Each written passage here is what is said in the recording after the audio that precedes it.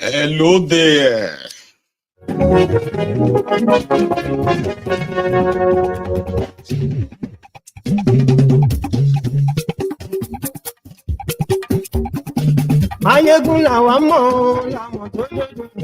Good morning to you, good afternoon to you, and good evening to you from wherever you are joining me from. It is Maiyegun, and it is live. For those of you who are going to be joining me live, especially on Facebook and YouTube, and to those who are probably going to have to watch this later, well, one of the books, recommended books to be read on this platform, historical. The first one was A Fatherless People, The Secret Stories of How Nigerians Missed the Road to the Promised Land. And the second book is the famous Why We Struck, the book that majority of the people who have come across it, they have acknowledged as one of the reputable, reliable accounts of what really happened or what led to what happened on the 15th of January, 1966, Nigeria's first military coup d'etat. So without much fanfare, we will start from chapter 1. And if you are joining me right now, I know it can be a little bit boring or maybe not so interesting for some, and maybe some level of historical shock for others. But the part is that if you have time to listen in, it's such a pleasure, okay? And I'm trying to see if I could I wish I had a stand in front of me that I could just glance and like that. So I could keep eye contact.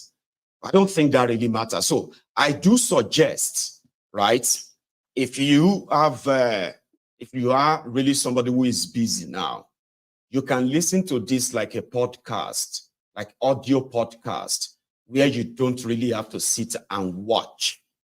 Anyway, good luck to us. So we're going to take from chapter 1, and this is a book that's, pretty much extensive, I would say, but let's get to it. Again, thank you for joining me, okay? Why We Struck by Adewale Ademoyega. Chapter 1, The Political Prelude. Nigeria's political problems sprang from the carefree manner in which the British took over, administered, and abandoned the government and people of Nigeria. British administrators did not make any effort to weld the country together and unite the heterogeneous groups of the country, of people rather.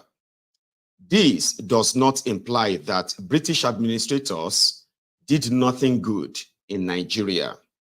Far from it. Many things stands to their credit, and it is clear that present-day Nigeria owes certain achievements to the spade work of British administrators. Nevertheless, there was one evil that outlived British administration, namely political non-advancement. When the British came, they forcibly rubber-stamped the political state of the ethnic groups of Nigeria and maintained that status quo until they left. Upon their departure, nearly 100 years later, the people resumed fighting for their political rights.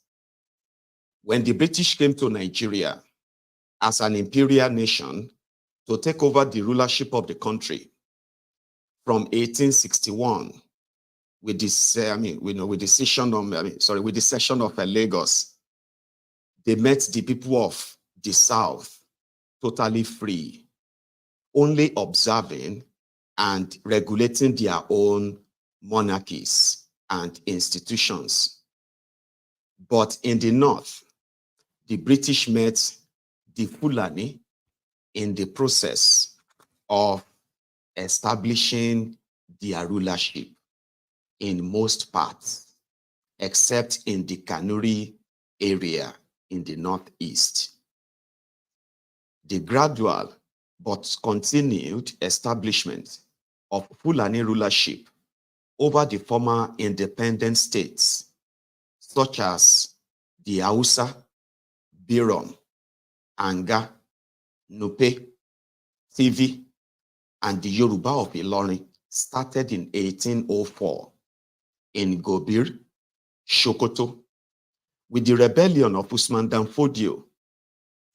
It was by the success of that rebellion alone that the Fulani, who formerly dwelt as strangers and settlers among the various peoples of the North, began to unseat the traditional rulers of these people and imposed members of their own clan as rulers, styled emirs. They demolished the free monarchical institutions of these people and imposed on them as Islamic orientated but feudalistic rulership. It was this rulership of the emirs and their kinsmen that reduced the northern peoples from their erstwhile free and happy landowner farmer states to an oppressed, landless serf state, in which they had to pay 60% or more of their food crops, cattle, and other products to the village head, district head, and the emir in political homage. In addition, those of them who had accepted Islam had to worship behind the said political leaders in religious homage. In that way, the Fulani aristocratic feudalism was established in the North. It is to the discredit of the British that they, who understood the principles of personal liberty and who had nurtured the ideals of social justice for 1,200 years, still came to Nigeria in the latter part of the 19th century simply to bolster up the forces of feudalism and so prolonged the oppression of the people. As was traditional, the peoples of the North did not meekly give in to the rulership of the Fulani. They strove hard to pull down the strange rulership, especially because it completely took away the political freedom to which they were accustomed. Unfortunately for them, the British came in at that particular time with a superior military force and imposed the peace of Britain, rubber stamping the Fulani hegemony over the whole area. After that,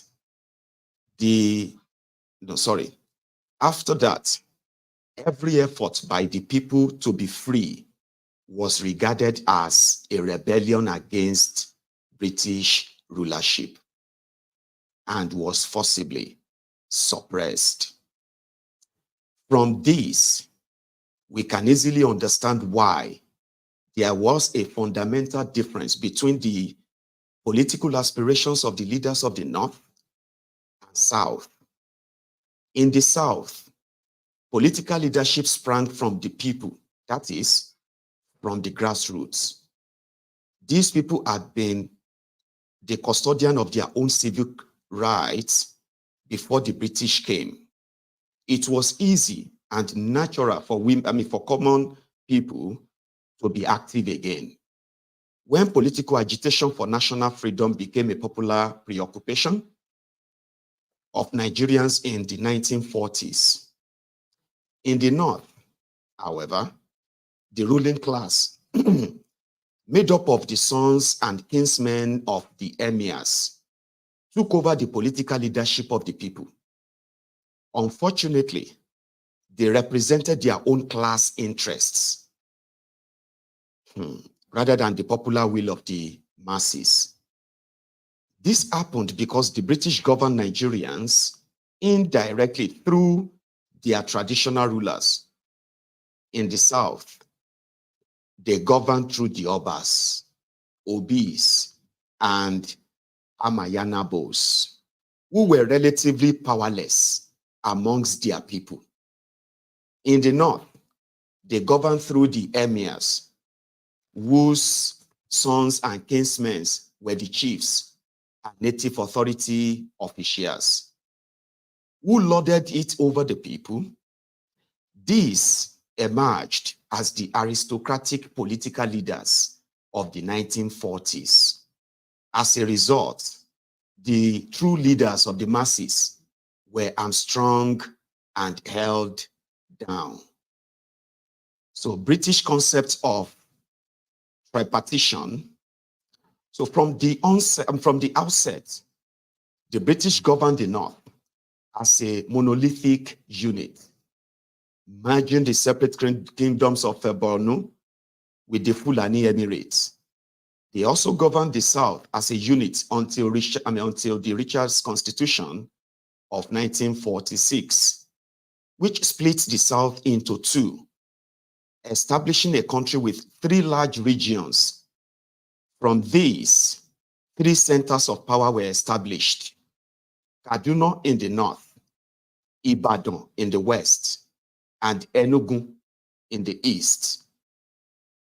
Each region was administered from its center of power by British representatives called lieutenant governors. The overall coordinating center was Lagos, where the governor resided. This was the pattern that led to the independence of Nigeria. With the calling forth of regional representatives to the Constitutional Conference that followed, the political leadership of the country split into three, so that the British motive of divide and rule was exemplified. It must be noted that this political arrangement by the British was not necessary. They could, for instance, have carved out a region for the Kanuri in the northeast. Since that area was never captured by the Fulani, they could also have carved out a region for the Yoruba of Ilorin and the TV of the Benue, since their areas were geographically and ethnologically distinct from the Hausa areas further north. However, the British chose the tripartite arrangement because it was more to their purpose of keeping Nigeria perpetually within their sphere of influence, even after independence. A quick one, guys. If you are listening in, especially if you are listening in on Facebook or YouTube, the audio is so very much important. You need to let me know if the audio is perfect, and I'll keep checking. The reason is because I could be so soaked into reading this that I may not even read comments or look up or do all that. So please let me know if our audio is great. So my friends on TikTok, sorry that it's almost the same. Your own audio is pretty much perfect. You're just listening in. That's what it is. All right?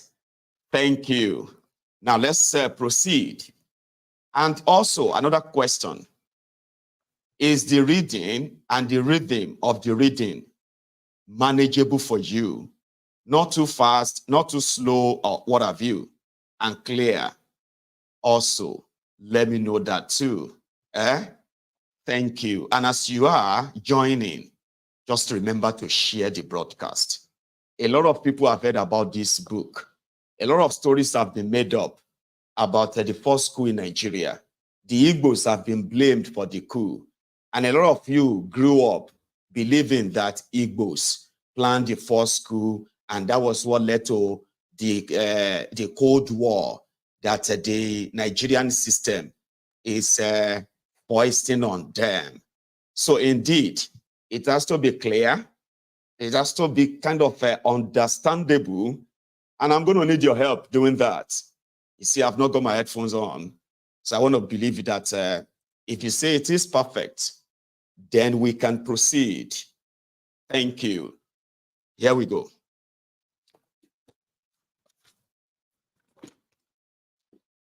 So, see this man. He's a popular face, right? Sardauna of Sokoto. So that is Alhaji Ahmadu Bello, the Sardauna. So let's continue, rather. So for them, Ahmadu Bello is a crown prince, sort of, okay, of Sokoto. So he emerged as the leader. He came from the ruling class, the stock of the emirs. Therefore, he represented his class interest. In the West, Chief Obafemi Awolowo, a lawyer, and in the East, Dr. Nnamdi Azikiwe, a journalist, emerged as leaders. These three personalities held sway as the leaders of their political parties, which had gained power in the north, inclusive of the northern Cameroon, and was in charge of the regional government. Chief Awolowo led the Action Group, which was the dominant party in the West, inclusive of Lagos, while Dr. Azikiwe led the National Council of Nigeria and Cameroon, NCNC, which had gained power in the East, inclusive of Southern Cameroon. This was the position in October 1953, when the federal constitution was first introduced into Nigeria. As it was, each of the three governing parties had opposition parties in their respective regions. In the north, opposition to the NPC oligarchy had started to rear its head in the form of two political mass movements: the Northern Element Progressive Union, NEPU, which was based mainly in Kano and Kaduna, and was led by a school teacher, Malam Aminu Kano, and the United Middle Belt Congress, UMBC, which was a merger of both the Middle Belt People's Party and the Middle Zone League. It was based in the Benue and Plateau provinces and was led by another school teacher, Joseph Tarka. This latter party was foremost in agitating for the Middle Belt states, which was sought to be carved out of the northern region. It was because the UMBC saw the Action Group as a paramount advocate for the creation of the proposed states that the property was in alliance with the AG. In the West, the opposition party was the NCNC. The policies of the party differed from the action groups only in the sense that it stood for a unitary rather than a federal constitution for Nigeria. In the East, the opposition parties were the Action Group and the United National Independent Party, UNIP, a breakaway faction of the NCNC. Between 1953 and December 1959, there was no constitutional advancement in Nigeria because the British held firmly to their constitutional framework of a tripartite Nigeria. Secondly, the regional political leaders initiated their own concepts of rulership, in their respective areas of government. Thirdly, the same political leaders strove to keep their hold on their own regions. However, while two southern leaders aspired to gain followership in the other regions, the northern leader only strove to keep his firm grip on the north. How could such a grip alone ensure his political aspirations? The answer to this question could only be found in the Tripartition Act. By this act, the British deliberately placed a greater percentage of the land and people of Nigeria in the north, putting the percentages of population at 54.5% north, 20.0% west, 23.0% east, and 2.5% southern Cameroon, which was then part of Nigeria. As a result, the British gave the north 55% of the federal constituencies, which ensured that if the NPC succeeded in maintaining its hold on the north, which it actually did with the active support of the British, it will be in control at the federal level. Thus, the stage was set for the federal election of December 1959, which was meant to usher in the political independence of Nigeria. The result of that election were a foregone conclusion. The NPC won 148 seats. The NCNC and the NEPU, 89 seats. And the Action Group and UMBC, 75 seats. These results showed that the effort by the southern leaders to gain followership in the north had succeeded to some extent. They also showed that the masses of the north would not go with the NPC oligarchy if they were allowed the freedom of political expression. Again, the results showed that if the political parties of the South joined hands together and tactfully worked out their fortunes with the political mass movement of the North, a political alliance would emerge, which, if adroitly led, would gain power at the federal level.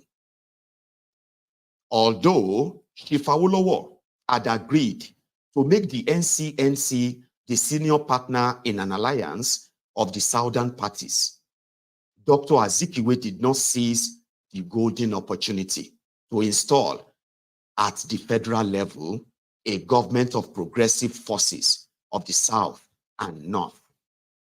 Of course, NPC did threaten that if the southern parties allied to capture power at the federal level, the North would secede from Nigeria, unless the British were prepared to back it up with their own superior force of arms.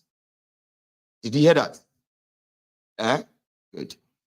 As it happened, the ready British deposition to back up the NPC, coupled with the latent antipathy of some NCNC leaders against the Action Group, led the NCNC to team up with the NPC to form the government in December 1959. The NPC became the senior partner in that government, and the deputy leader of the party, Alhaji Abubakar Tafawa Balewa, who had led the NPC at the federal level since 1954, became the first prime minister of Nigeria.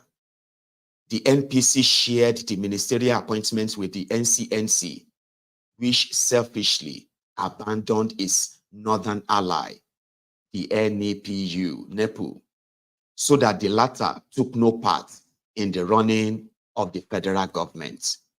The first betrayer. Then independence. At independence, Dr. Nnamdi Azikiwe, who gave up his premiership of Eastern Nigeria in 1959 in order to lead his party at the federal level, was sworn in as the first indigenous Governor General in place of the outgoing British incumbent, Sir James Robertson. Chief Awolowo also gave up his premiership in the West in 1959 to lead his party at federal level. His party did not join in the coalition government at the center, and he emerged as the leader of the opposition in the federal parliament. But the Sardauna of Sokoto, who did not give up his premiership of the North and who did not seek to lead his party at the federal level, remained the premier of the northern region. In the West, Chief Akintola, who was the deputy leader of the action group, became the premier of the region from 1959, while in the East, deputy leader of the NCNC, Dr. Michael Okpara, became the premier.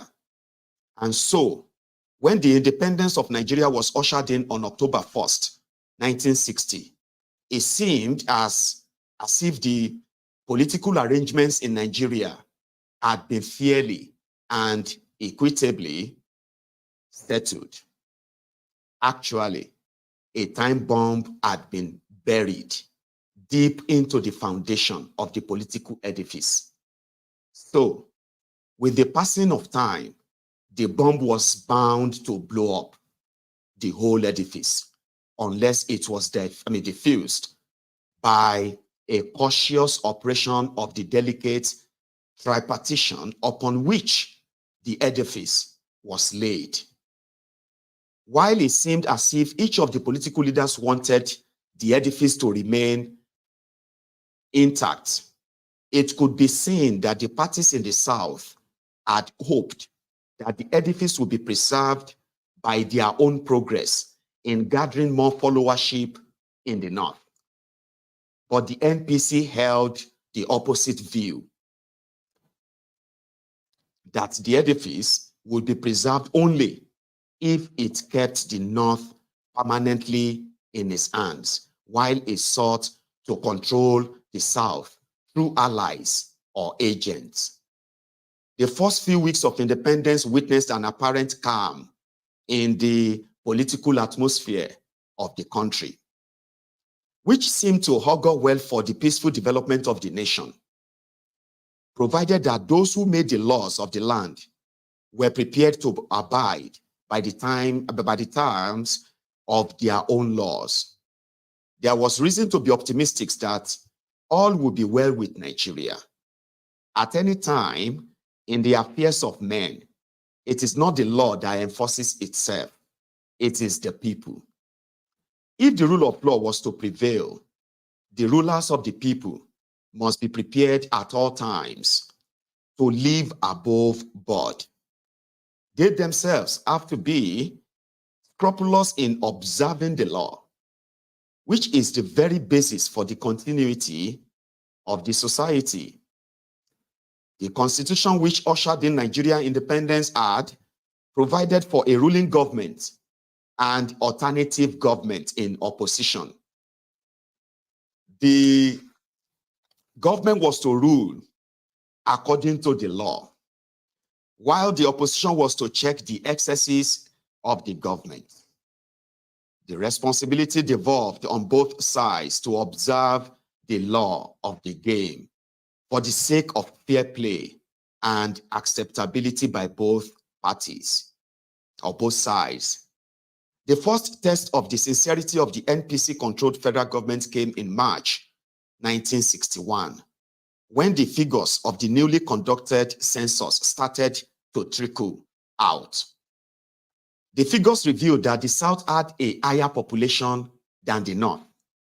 If those figures had been accepted by Balewa government, the consequent readjustment of the federal constituency would have put more federal seats in the South.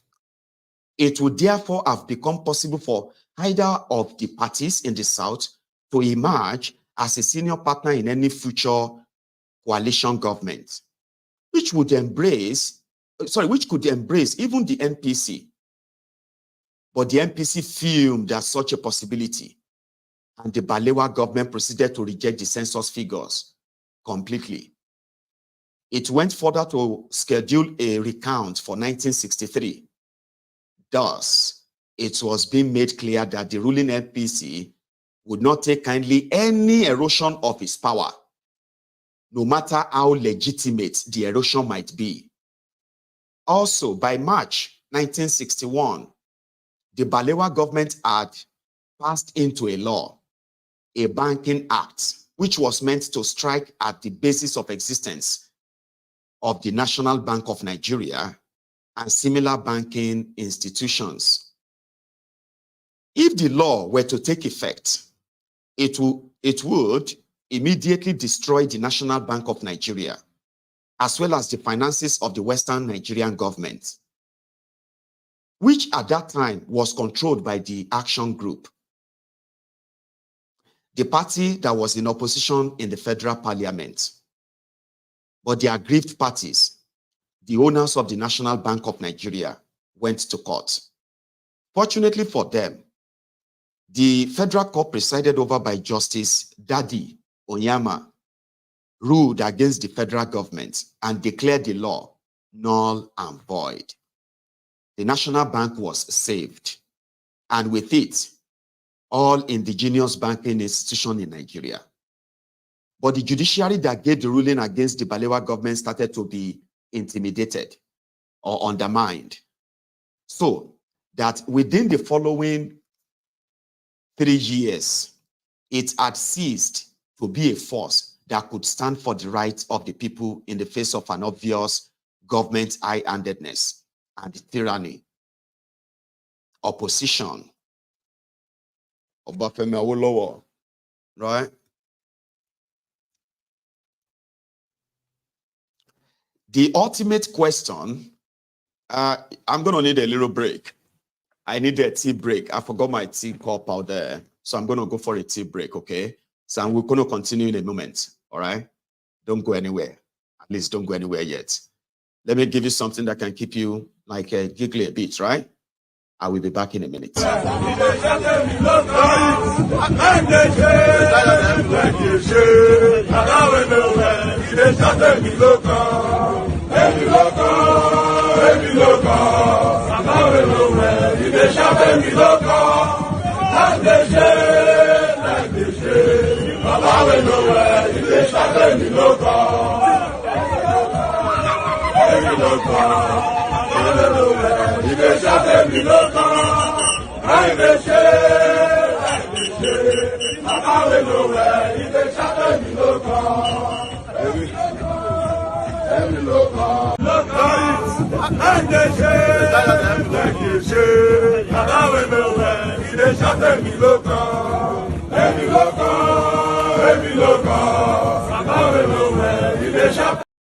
Thank you. So again, I probably should take a quick look at the audio again. So how are we doing on the audio? Great, yeah? I think I want to believe. Thank you very much again for being part of this. If you are stumbling on this and it's quite early in the morning for you, or maybe late in the night as well, it doesn't really matter, okay? Share it, all right? This is some very critical part of history that will be on record now. You can sit down in your living room and just listen to it. You know, people reading this themselves sometimes doesn't really have a real impact on you. Than for you to possibly sort of sit with other people, listen to them, reactions and all of that. They have different, they have different sort of feeling. You know, I mean, some of you have read the book as well.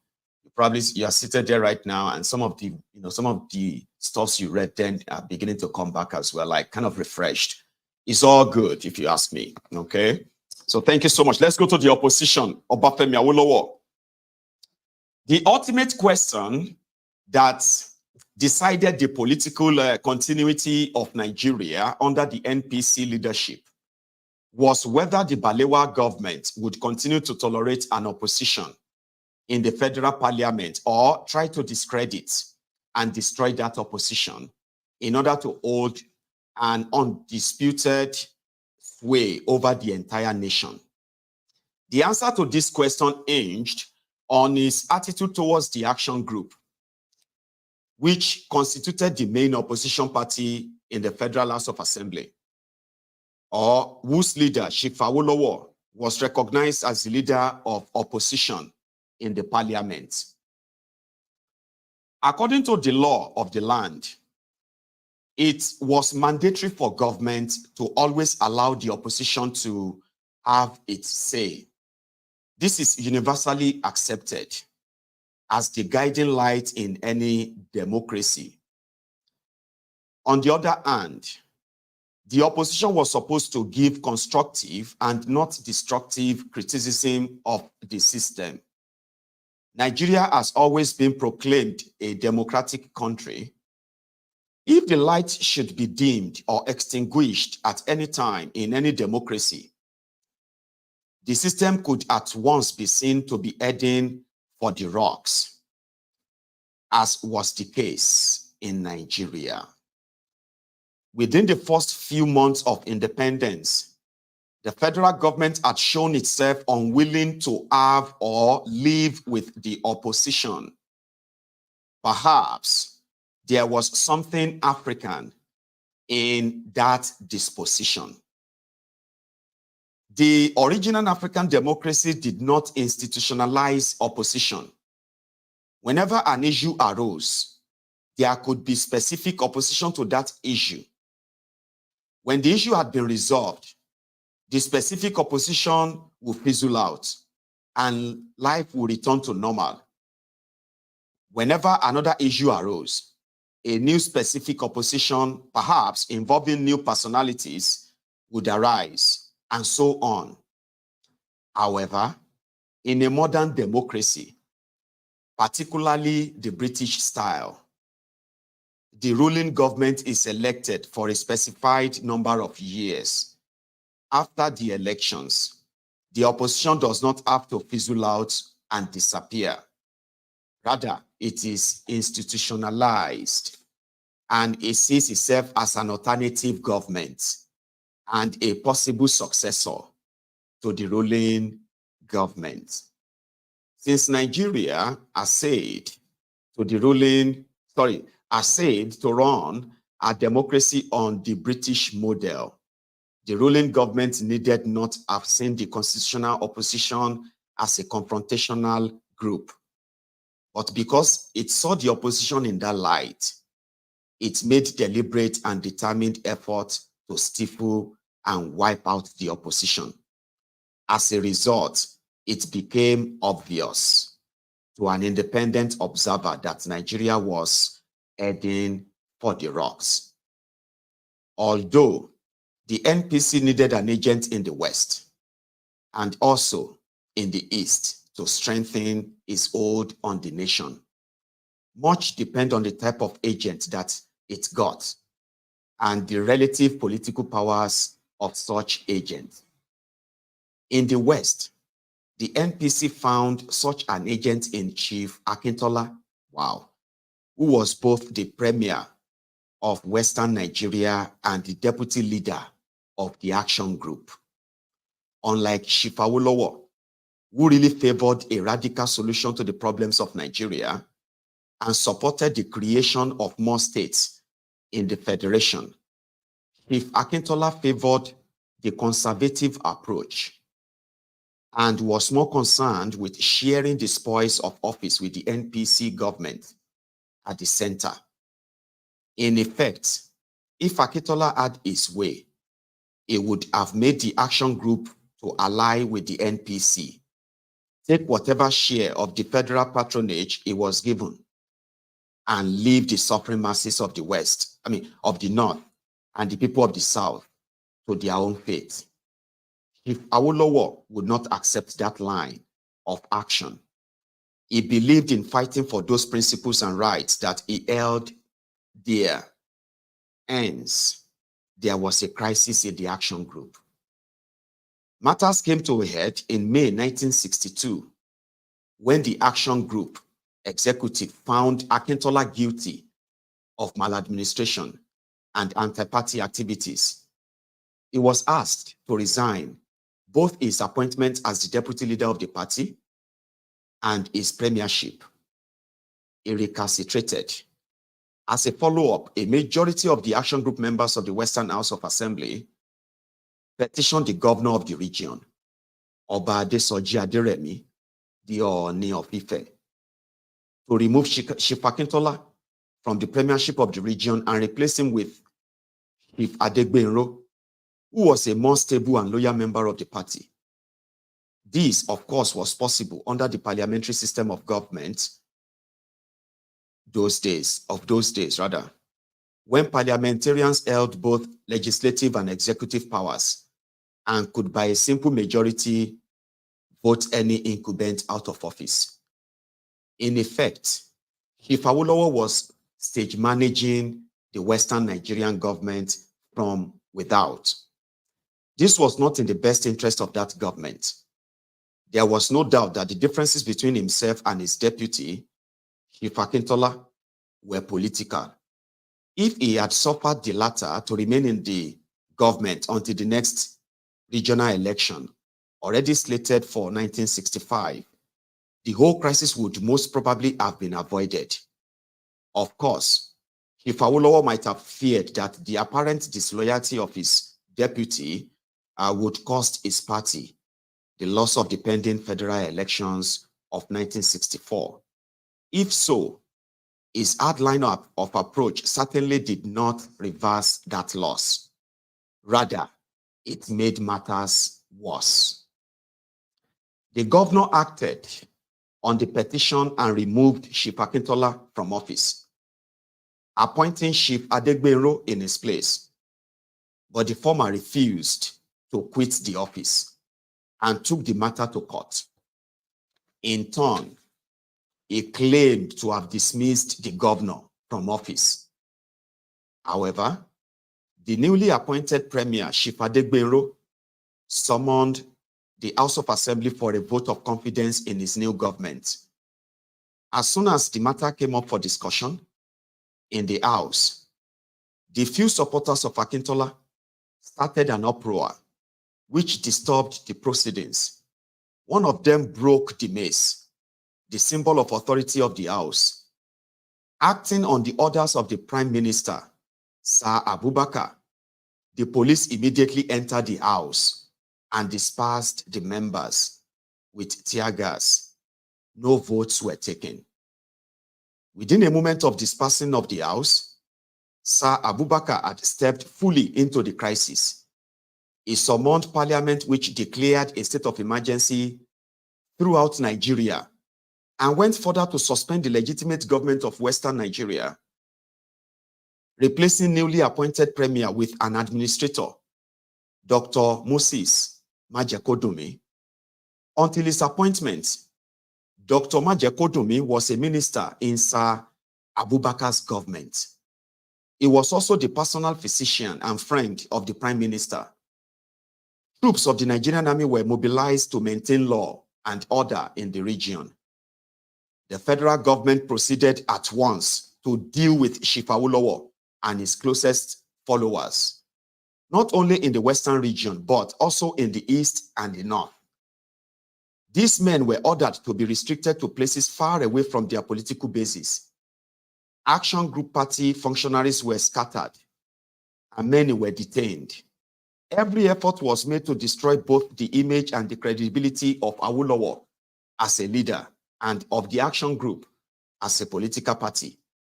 Within his first few weeks in office, the new administrator had called on the federal government to institute an inquiry into the activities of 6 statutory corporations of Western Nigeria. The inquiry was quickly set up. It was headed by Justice G.B. Coker. While the inquiry was going on, Chief Awolowo and 27 of his leading assistants and party functionaries were placed under arrest and charged with treasonable felony on the grounds that they planned to stage a revolution.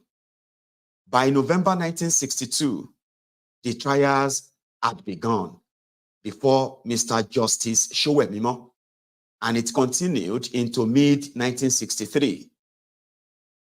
In the meantime, the report of the Coca Commission, which was released in December 1962, was favorable to Chief Akintola. Therefore, rather than conduct a free and fair election, as was expected by honest and fair-minded Nigerian citizens everywhere, the Balewa government simply reinstalled Chief Akintola as the premier of the Western region, while a leader of the NCNC, Chief Fadahunsi, was appointed the new governor of the Western House of Assembly for 3 months. And when finally he did, he still had a very rough time trying to face up Angono. Right, so let's take that again. So Chief Fadahunsi was appointed as a governor, as the new governor of the Western House of Assembly for 3 months. And when finally he did, he still had a very rough time trying to face up the remaining members of the action group. The NCNC members of the House played the decisive role by throwing in their lot with Akintola's men of the newly formed United People's Party, UPP. Thus, Akintola achieved a small but shifty majority in the House. The action group became the opposition party. Meanwhile, the action filed in court by Chief Akintola before the emergency, challenging the validity of his dismissal from office by the former governor, Oba Aderemi, had gone as far as the British Privy Council for final ruling. Before Nigeria became a republic on October 1st, 1963, appeals could be made to that august body by citizens of Nigeria. In this case, the Privy Council completely vindicated the former governor's action, declaring Chief Adegbenro the lawful premier of Western Nigeria. As soon as this judgment was published in Nigeria, both the Balewa and the Akintola government acted promptly to stop the enforcement of the judgment in the country. In this questionable way, Akintola clung to his premiership of the Western region. By September 1963, judgment was given in the trial of Awolowo and others facing the treasonable felony charge. The prosecution had alleged that plans were made to overthrow the Balewa's government by a popular non-military revolution. It was also alleged that men were sent to Ghana for training and that firearms and ammunition had been illegally imported.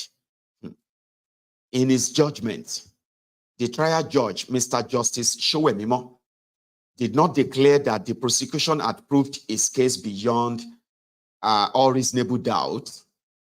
Rather, he declared that he had no choice except to convict 18 of the accused. This included Chief Awolowo and his notable aides like Alhaji Lateef Jakonde, Chief Onitiri, Omishade, Olawoyin, and also Ayo Akinsanya and Okotie Yesen. He sentenced them to various terms of imprisonment ranging from 2 to 10 years. So Midwestern region. Towards the end of 1963, the Midwestern region was created. This was done by exercising it out of the Western region by a direct act of the Balewa government.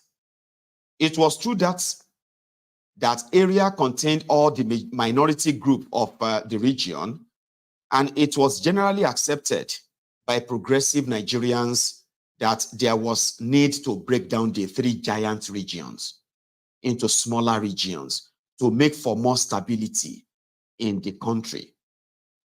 However, to excise a region out of only the Western region, which incidentally was the smallest of the 3 regions, and at a time when the region had when the region had only just come under the ambit of the Balewa government savored of political victimization. Why, for instance, were the Middle Belt and the Calabar-Ogoja River regions, which were also hotly demanded, not excised out of the northern and eastern regions, respectively. Elections were held into the new Midwestern Regional House of Assembly in February 1964.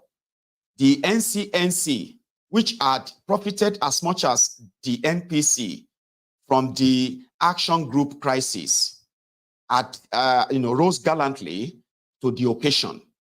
It fought against the Midwest Democratic Front, a newly formed party, which was backed by the NPC. Thus, the two parties that formed the federal coalition government of Alhaji Tafawa Balewa were fighting each other in the Midwest elections. The NCNC won 53 out of 64 seats, and thus became the ruling party in that new region. The opposition was composed of the MDF, which won 11 seats. By this success, the NCNC had become a formidable party in the country.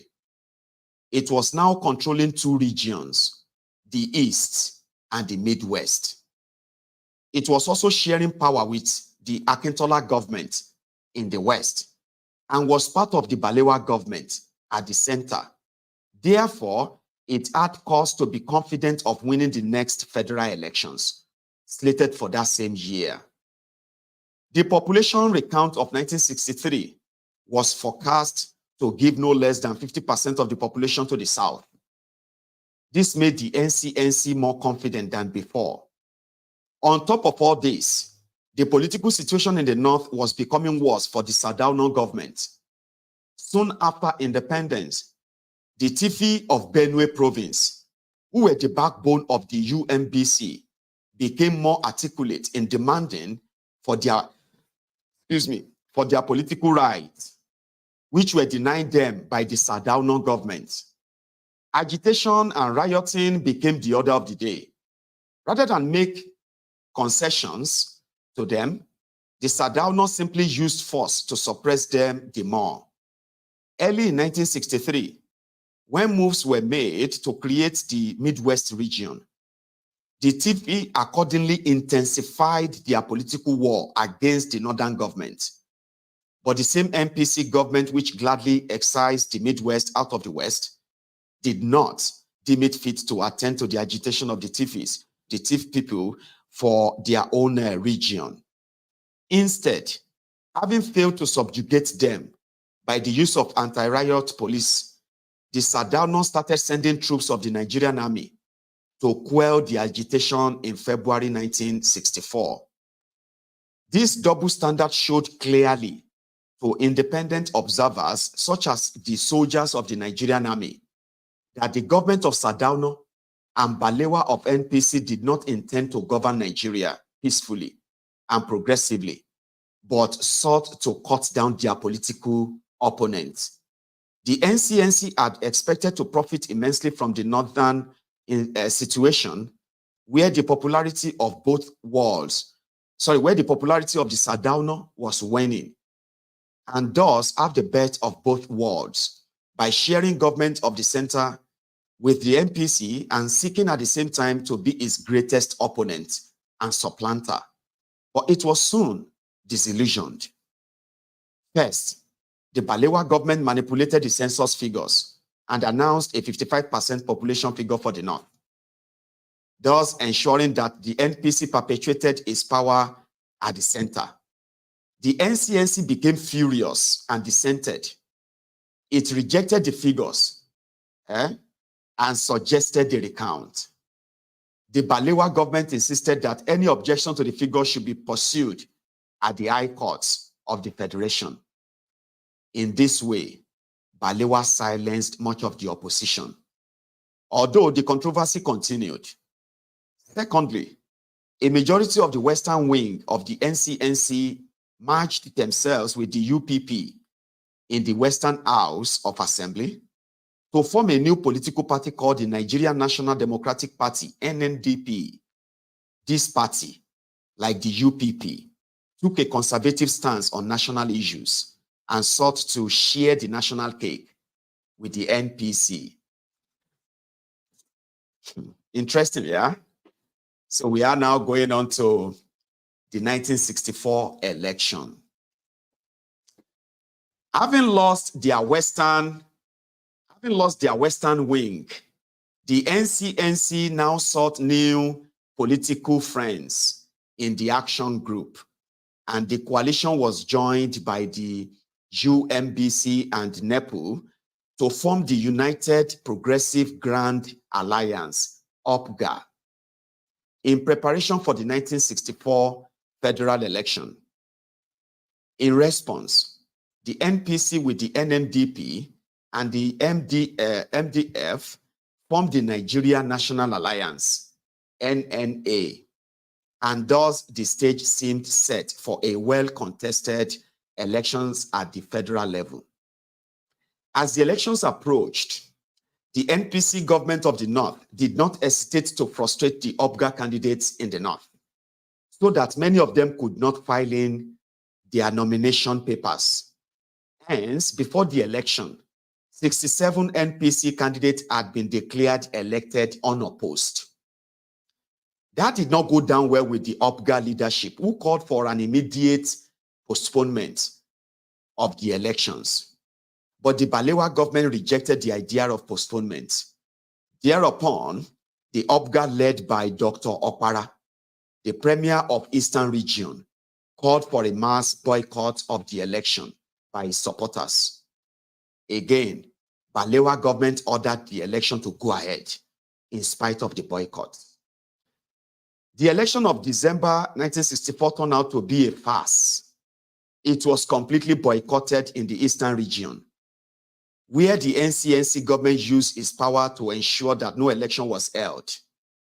It was also partly boycotted in the West, North, Midwest, and Lagos, with the effect that the election result lacked credit and were nationally unacceptable.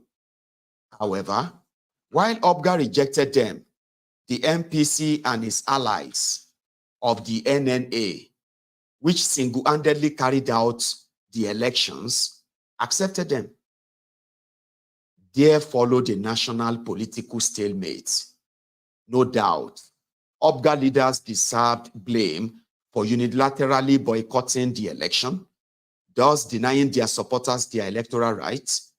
Even so, NNA leaders could not be exonerated for using government powers to frustrate the chances of their rivals. Since the federal parliament had already been dissolved before the federal elections, the federal prime minister, Alhaji Abubakar, and his ministers had only continued in office pending the election results. Since the results were disputed, a new federal government could not immediately be formed. What was to happen? There were two possibilities. On the one hand, the president of the nation, Dr. Azikiwe, could assume the powers of the republic and nominate a caretaker government to run the affairs of the nation until a fresh and undisputed election was held. Such a line of action would mean that he had realized that there was blame on both sides, and he was ready to be a neutral, umpire. On the other hand, he could surrender to the forces of feudalism and retrogression, who often played the game without observing the rules, and who often insisted that might was right. There was no doubt that Dr. Azikiwe personally favored the first line of action. Although all the results of the so-called elections were by January 2nd, 1965, he did not at once call in Sir Abubakar, the leader of the so-called majority, to form a new government. The president did not act one way or the other. 1 second, guys. I want to check out something here.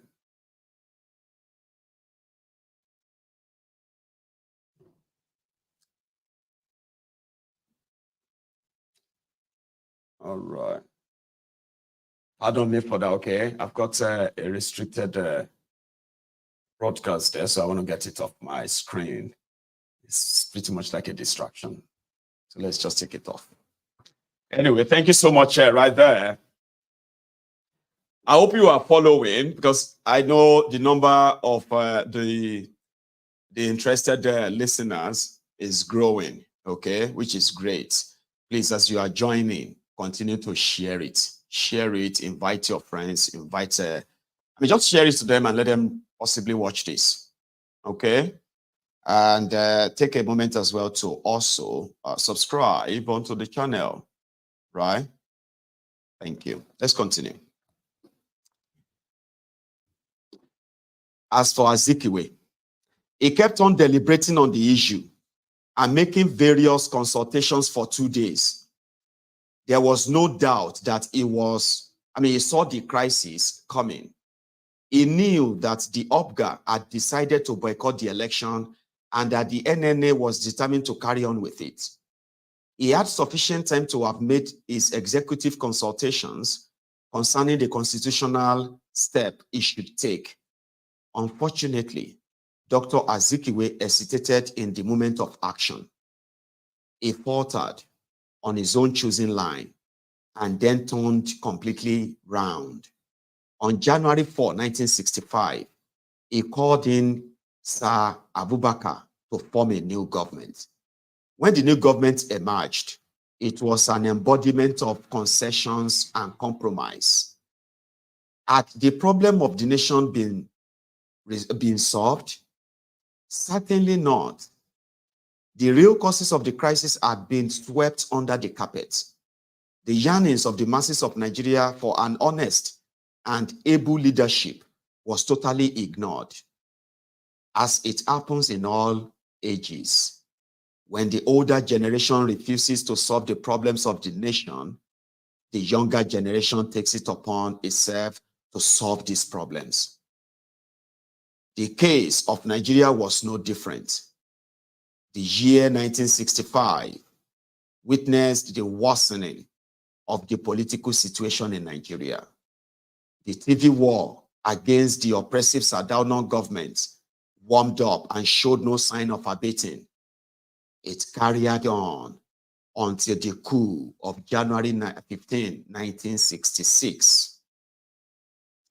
In the Western region, where voters had waited to use the ballot box to demonstrate their political maturity, the shabbily conducted elections of December 1964 and the compromised arrangements that followed had simply cheated them of their political rights. Although people of the Eastern region were given a fresh date to vote for their federal legislators, the people of the West, who also needed and had the right to the same opportunity were denied and forced to acknowledge the unpopular NNDP legislators as their own representatives at the center. Their NCNC allies of the OPGA, who later joined the Balewa government in a fresh coalition at the center, did not lift a finger to help them.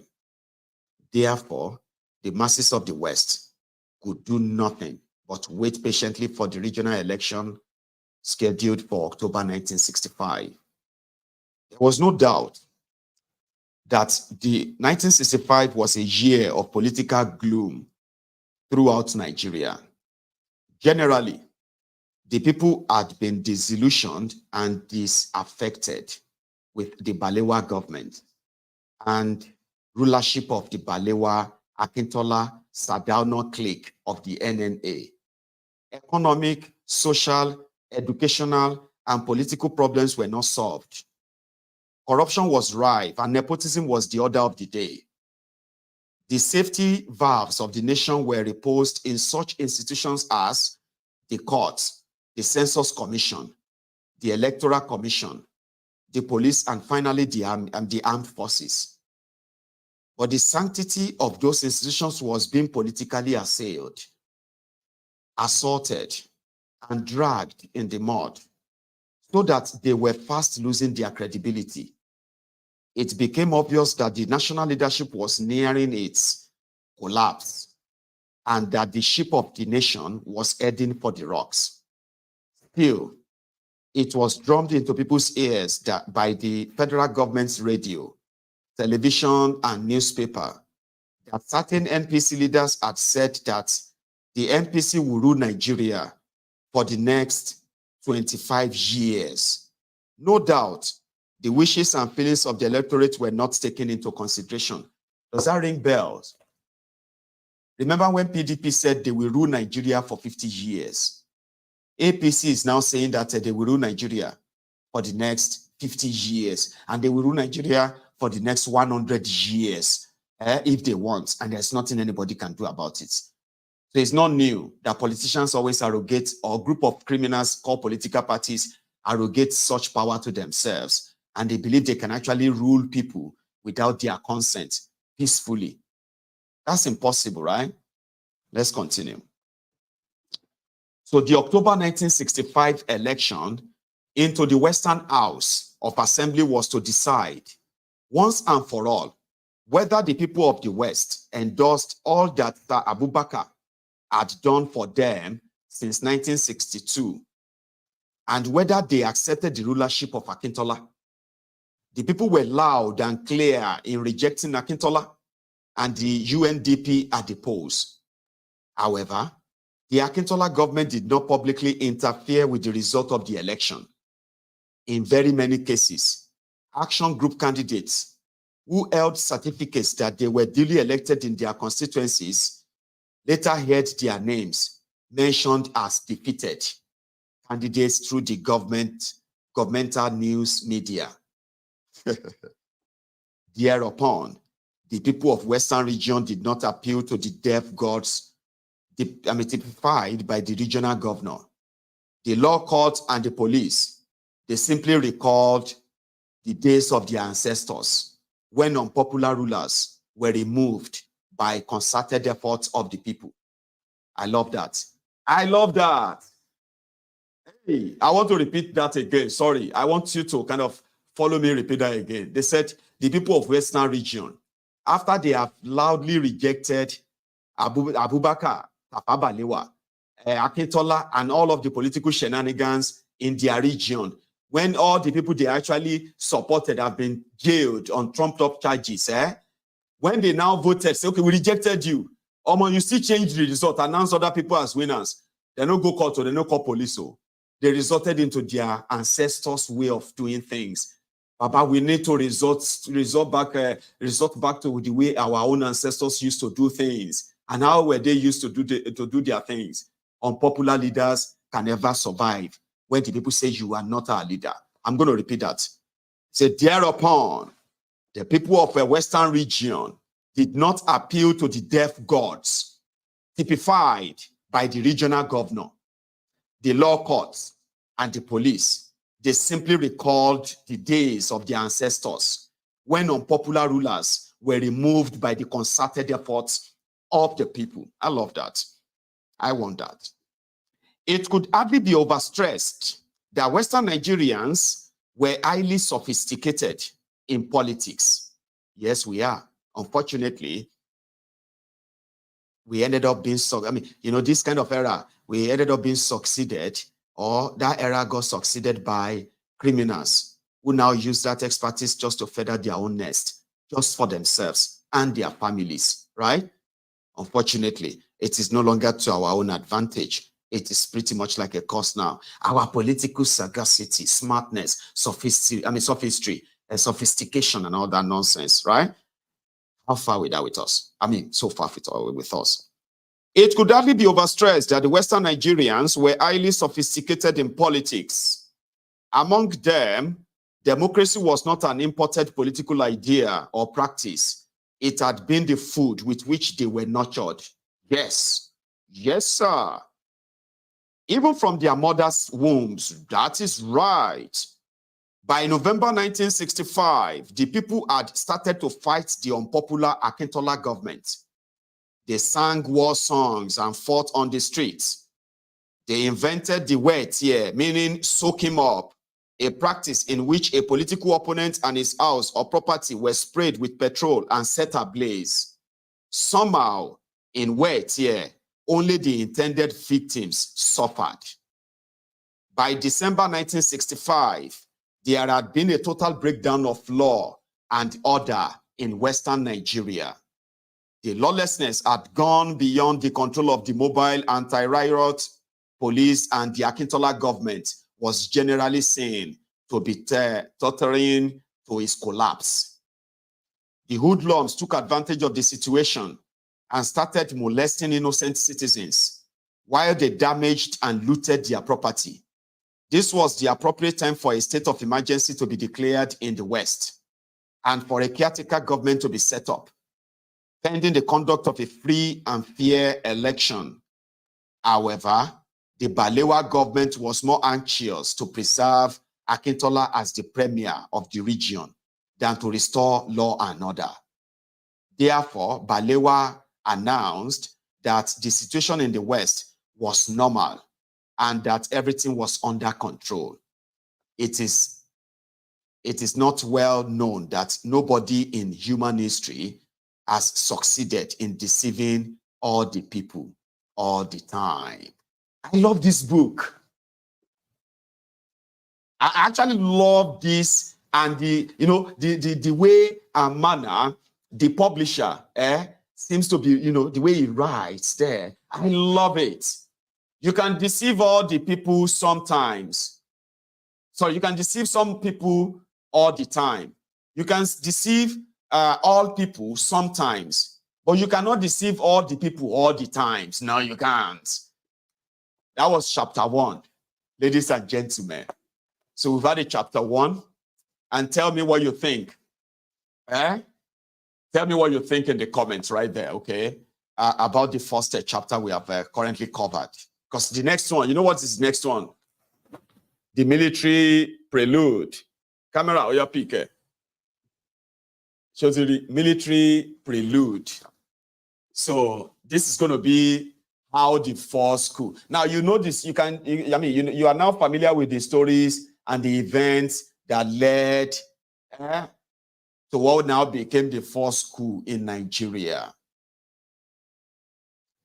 Thank you very much. Just Reason, Totu, all of now, you are here. Great.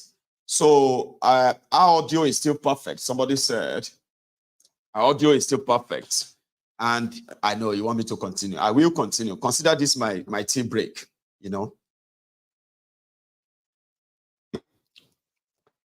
it's like the intro, the one that gets all of us ready to know what and what led, which role this one play, the intention, and all of that. And if you look at it, there are somehow, if you see, one thing about history is that they said he who failed to learn from history is bound to repeat it. If you look at some of these events that happened 60 years ago, and look at what is happening in Nigeria in the last 10 years, you realize that they are almost similar. Somehow, you can replace it. You can replace some of these political parties with some of these parties today. You can replace some of these characters, regional champions, like Tifnubu and Co. You can replace them with all the other characters in those stories back there 60 years ago. So similar, is it? So we do not learn from history, and we have been making it again and making the same mistake again and again, generation to generation. So God bless you. Iruk is with us. Iruk is with us today, and I love that. So let's continue. Now, chapter 2. And every time we are reading every word from this book as well, okay, remember, let us all say thank you to Yomi Totu. And there are so many other books that a lot of you are still going to recommend. When you know there are books that you will love us to read for the general consumption of our people here, historically, all right? You can make recommendation for them, and we will get them, and we'll read them to you like this. So let's go to chapter 2. Ladies and gentlemen, the military prelude. or prelude, whatever. I was enlisted. This is now. This book is the detailed account of a man that participated as a young soldier who participated in the first coup that they called Igbo coup, or that they have managed to politically, historically presented to some of you as a Igbo coup. And they still use that against the Igbos in Nigeria till tomorrow. This is where it all started from. This is it, okay? Adewale Ademoyega. Let's get into it. Or let's put it this way, call him Major Adewale Ademoyega. For a background, I'll read this. He said, "Why we struck tells the story of the first military intervention in Nigerian politics. The coup that took place on January 15, 1966 was conceived and planned together by Majors Nzeogu, Ifeajuna, and Ademoyega, the trio. The execution of the plan had a lightning effect, and the coup provoked a reaction within the first hours of its commencement, opening the floodgates that culminated in the Civil War. Apart from being a vivid account of one of the most historical events in Nigeria up to date, the book is indeed a souvenir, being the original work of the only surviving member of the two that conceived and planned the coup. In this book, Major Ademoyega dispelled the popular myth, which some people not directly connected with the coup have amplified and used for their selfish ends." Let's now go to that. The military prelude, Nigeria. I was enlisted into the Nigerian Army on November 1, 1961. Prior to that, I had appeared before the selection board, which sat in Kaduna in August of the same year. During my attendance at that selection board meeting, two events occurred to me as very significant. In the first place, it happened that the same board was to test and interview those of us who came from outside the army and those cadets who had already been in the Nigerian Military Training College and had undergone a 6-month training preparatory to their further training overseas. In this instance, only two of us came from the outside, namely Uche Chukwumerije and myself. It was actually this selection board meeting that brought us together for the first time, but we took to each other at once as if we had grown up together. When we were brought together with those cadets in the process of being tested, we observed that those of them who were Northerners were more carefree and more confident of sailing through. Those from the South were so afflicted by the fear of failing that they wore the look of anxiety and bewilderment. In the course of our discussion, the cadets made it clear to us that less than half of their own group would be selected and that Northerners were already billed to be 50% of the total numbers to be selected. Moreover, they already knew the 8 Northerners to be selected, and they knew that at least 4 of those Northerners would never have made it but for the quota system. This explained why they were bewildered. After all, we were all Nigerians.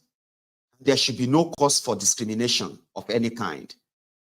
It was rather surprising that the total number allowed to pass through was small, since at this time, a quick Nigerianization of the officer corps was a popular expectation. In Kaduna and inside the army, the atmosphere was a total negation of public will.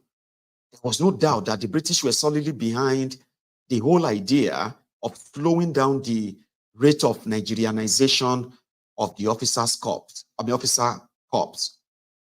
not only because it paid them a lot to keep their own commissioned and warrant officers here for as long as possible, but also because their continued control of the armed forces helped them to continue to teleguide our political and economic development. It was they who suggested to Sardauna Balewa government that it would take 6 full years from 1959 to Nigerianize the Nigerian army completely, and that it was in the interest of NPC oligarchy to agree to the plan. That oligarchy agreed to the plan and did nothing, either to hasten the process or alter the plan. It was also the British who, having politically set up the North to be bigger than the South, planned to hand over to them an army that was more than 50% Northern. The fulfillment of that objective was already biting hard in 1961. Military aspirants from the South were frustrated. No wonder then that the army was not as insulated from politics as it seemed to outside observers. The effect of this were made crystal clear by the event of 1966 and 1967. The second important event was unconnected with the first. Having known the feelings of the cadets, we also made an effort to know what the existing officers felt about the situation of things, both outside and inside the army. We easily came to this. There was an officer who was quick to get in touch with us and introduced us to other officers. That officer was Lieutenant Emmanuel Ifeajuna. It was my first time of meeting him. I had earlier learned about him in 1954 when he jumped 6 feet 8 inches and won a gold medal at the Commonwealth Games in the University of Ibadan. Joined the army in 1960 and was commissioned the same year. Uche also graduated in economics at the University of Ibadan, and both of them had earlier met at that premier institution. Ifeajuna received Uche and me particularly well. We discussed the political turn of events in Nigeria and unanimously came to the conclusion that military was likely to be the only solution. We later spoke to other officers, including Captain Okwechime, who encouraged us to come into the army. Later on, when I was alone with Uche, he expressed some misgivings about Ifeajuna being already in the army. He explained that during a planned agitation in their days together at the University of Ibadan, Ifeajuna deserted their group in the moment of action. He was, therefore, apprehensive that he, Ifeajuna, might do the same thing again in the event of a planned military action. But he is already in the army, I replied. And if such a behavior should show again, it would have to be taken care of, I concluded. Uche seemed to have agreed with me with some reservation. He kept quiet. Both of us were accepted by the board, but Uche did not turn up for enlistment into the army. His place remained vacant, both on the plane from Kano to London and at Morse Officers Cadet School, where we were to be trained for 6 months. Some months later, I met Uche on the street of Lagos. "Why didn't you turn up?" I asked. Uche explained to me that he told a British professor at the University of Ibadan that he was going to join the army for revolutionary reasons. But the professor warned him that the army was the most conservative and least revolutionary of all national institutions. This meant that Uche would be better advised to find a much more revolutionary movement outside the army. And that did it for Uche. It was only from the British point of view, I assured my friend. Of course, Uche had already agreed with the professor, and it was pointless whipping a dead horse. Certainly, there had been, certainly, there had been, and there are still many revolutionary armies in the world. The Genghis Khan's army of the 13th century was revolutionary. It wielded the divisions of the tribalistic Mongols of Central Asia together. The Cromwellian army of the 17th century was revolutionary. It did away with the British monarchy and developed the parliamentary system. The Napoleonic army of the 19th century was revolutionary. It twice saved France from anarchy and brought together various peoples and nations under the French revolutionary principles and liberty, the principles of liberty, equality, and fraternity. The revolutionary Bolshevik army of Russia was the first in the world to establish the rulership of the proletariat, the rulership of proletariat. The army of Chairman Mao Zedong of China in mid-20th century, 20th century was also revolutionary. It welded the divided Chinese people into one and transformed Chinese peasants and feudal serfs into free, responsible, and self-respecting citizens. Today, the Cuban army of Dr. Fidel Castro is revolutionary and continues to make Cuba an embodiment of revolutionary ideas, ideals, and practices. Even in Africa, both the Angolan and Mozambican armies may yet turn out to be revolutionaries if the ideals enunciated by their leaders of turning the people into socialist, educated, and classless communities are realized. My commission. It was on October 31, 1961, that I arrived at the military training depot, Zaria, for enlistment into the army. I was met on my arrival by Lieutenant Unzelgu. He was the training officer of the depot at the time. He received me so well that I was deeply touched by his humanity. I was meeting him for the first time, yet it was as if we had known each other since childhood. There was a natural rapport between us. It was Unzelgu who taught me the rudiment of military life, such as handling a gun, aiming and shooting, and such terms as the aim of the army is to destroy the enemy, whoever the enemy was, and so on. He personally supervised my initiation into the army. He personally supervised my initiation into the army. Yeah? We were both interested in each other, became friends, and discussed heartily together. I spent a fortnight with him before I left for cadet training at the Mons Officers Cadet School in England. That was how it went with me. I came to the army with heart pointed towards finding a solution to Nigeria's political problems. Before I was actually commissioned, I had met and established a solid relationship with two young officers of the army, Unzelgu and Ifeojuna. Young officers whose heart pointed in the same directions as mine. It seemed as if the three of us were destined to play the big and decisive role together.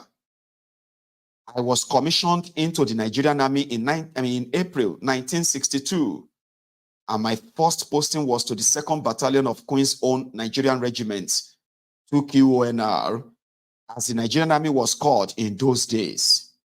When the nation became a republic in October 1963, the title Nigerian Army was assumed, NA. Hardly had I settled down in Abeokuta, where the 2QONR was stationed, when the Action Group political crisis erupted in Ibadan. We were drafted there to maintain law and order, since the 4QONR stationed at Ibadan, then operating in Congo, now Zaire, But there was no communal strife in Ibadan. In spite of the proclaimed emergency, there was no rioting of any sort, and there was no general disturbance of any kind. The peace everywhere in the region. The necessity to declare a state of emergency had existed only in the imagination of those who wanted it for their own political ends. Hence, our battalion soon returned to the barracks in Abeokuta. Later that year, the 2 QONR was moved to the Congo, and we were there till November 1963. After that, I was posted to the 5th Battalion in Kaduna. I had been there for only a couple of months when the battalion had to send a company of troops to Makurdi to restore peace to the strife-torn homeland of the TVs. From that time in February 1964, the army had become permanently involved in the Nigerian politics of violence, just like you have it today. What APC, Egbekegbe, starting with Boko Haram, as well as especially the Igbo governors that are inviting the Nigerian army to come and kill their people, all because they want to keep the political patronage they are getting from the center, from Abuja. Now the Nigerian army is everywhere killing Nigerians, identified as enemies. Okay, so just like the horrible old days. It's not new. Okay, Nigerian army involved in Nigerian politics of violence. The officers' corps. After I was commissioned into the Nigerian army, I studied the institution as I saw it. My first impression, which really distressed me, was that it was not a nationalistic organization, and it was far from being revolutionary. A nationalistic army would first of all be ideological. Secondly, it would be political. Thirdly, it would be patriotic.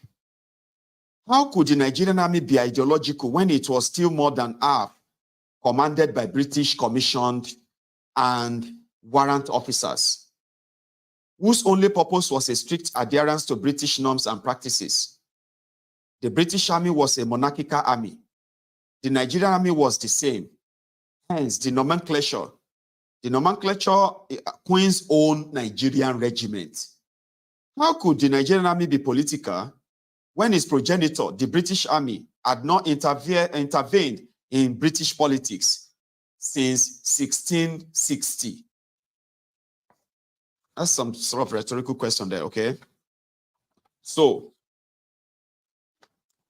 that is 300 years ago. And how could the Nigerian army be patriotic when it was foreign-inspired and foreign-led? Actually, the British themselves saw the Nigerian army as purely mercenary. From the colonial point of view, this was true. The British looked upon the Nigerian soldiers under their command as soldiers of fortune, who had no personal stake in the continuity of the British Empire. This was the reason why they were encouraged to remain stark illiterate. Nevertheless, a new age was dawning on the Nigerian army, as more and more educated, politically conscious, and revolutionary Nigerians were joining the officer corps of the army. It should be the aim of such officers to educate the Nigerian soldier, render him politically conscious and revolutionary, so that he could serve the nation in a new and higher role. Now, putting the officer corps of the army under my focus from April 1962, I got the impression that a terrible conflict was inevitable because the officers had widely different qualities. First, there were the Sandust-trained officers who had undergone a total of 3 years training before they were commissioned. Almost invariably, they were real soldier-like officers who knew the art of the game. Almost invariably again, they had imbibed the British officers' aloofness from politics and nationalism. 95% of them had never studied politics and were really not interested. They would, without hesitation and more or less without thinking of it, do whatever the politicians commanded them. They would open fire on innocent citizens without batting an eyelid. In addition, a good percentage of them readily and willingly hobnobbed with the politicians in order to attain the highest ranks and positions. That was the kernel of the inevitable conflict. The second group consisted of young, months-trained officers who were commissioned after just a year of military training in Nigeria and Britain. Unlike the Sanders-trained type, they were not eyebrow officers and were actually supposed to continue their training within the army. Needless to say, they also had read nothing about politics and were not in the least interested in the matter. Perhaps the only politics they knew very well was that their own selection into the army was based on the political division of the country, which conceded 50% representation to the northern region. As a result, those who were not qualified to enter found themselves favored by the quota system, a factor that further emphasized this disparity in the qualities of the officers. Thirdly, there were officers who were commissioned from the ranks. These were officers who had served for some years before they were sent for officers training. Most of them were commissioned for the services such as transport, education, and quartermaster services. Usually, they were older in age than the above quoted types. Some of them had attained high officer ranks by 1962 and were in fact holding the highest ranks in the army, while some were newly commissioned that were of junior officers' ranks. All of them had been, all of them have been rigidly schooled in the British military tradition and total political aloofness and obedience to the politicians. They had not studied politics, and most of them hooked themselves to politicians for promotional favors. This was another kernel of the inevitable conflict. Finally, there were the non-professional graduates in the fighting arms of the army. Actually, by April 1962, there were only 6 of us in this group: Majors Ojukwu and Banjo, Captains Olutoye, Ifeajuna and Rotimi, and Lieutenant Ademoyega, the writer. At least half of us were manifestly imbued with political and revolutionary zeal and principles. Having thus analyzed the officer's situation, it is necessary to substantiate these facts. As soon as I was commissioned in Aldershot, UK, and on my way back to Nigeria, I stopped in London and called at the Nigerian High Commission. I went straight to see Lieutenant Colonel J.T. Aguiyi-Ironsi, who was then the military attaché to the High Commissioner. I was meeting him for the first time, and having introduced myself, I asked him why Nigerianization was proceeding rather slowly in the Nigerian army, and why a British was being considered for appointment to replace the outgoing General Officer Commanding GOC. He explained to me that the decision lay with the politicians and that his own duty was simply to do whatever he was told. I knew that the Federal Civil Service was being rapidly Nigerianized and that the rapidity of this process was the achievement of senior Nigerian civil servants. Why could not the same be done in the army? So with that, he replied that the British were very much on top in the army, and it was they who handled the Nigerianization process. I prodded him much further to see if he would agree that a lot could be achieved by uniting pressure groups on by putting pressure group, pressure groups on politicians, rather. That was a typo, okay? I can't believe a published book will have a typo. Anyway, sorry about that. But let's continue. They said, to give Nigerians such sensitive posts as could be used to hasten the Nigerianization process. He did not see this as necessary and did not really want to quarrel with the system or hasten the process of change. I did not question him any further. I assured him that I would not waste time in London, but would return to Nigeria immediately to join my unit. A few months later, I pointed the same questions at Ademoyega. He simply laughed and wondered why I worried myself about those things. His attitude was the same as that of Brigadier Ironsi. The political trend in most parts of the world in the late 1950s and early 1960s was towards the military takeover of government, in which the soldier statesman emerged from the barracks during a political tension to restore his country to social and political peace, as well as economic stability. Such could only come from an enlightened, well-trained, and politically conscious officer corps. Nigeria was by no means aloof from this universal upsurge towards this high evaluation of the soldier statesman. So it was that, starting from 1962, more and more young Nigerian graduates pressed to join the army.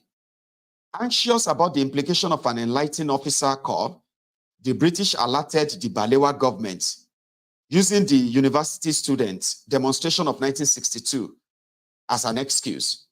Balewa then discouraged further enlistment of graduates into the infantry. Instead, they were sent to the supporting services, such as education and health. In fact, I was the last graduate to be commissioned into the infantry. And even then, British top officers tried to get me to join Education Corps, but I did not budge.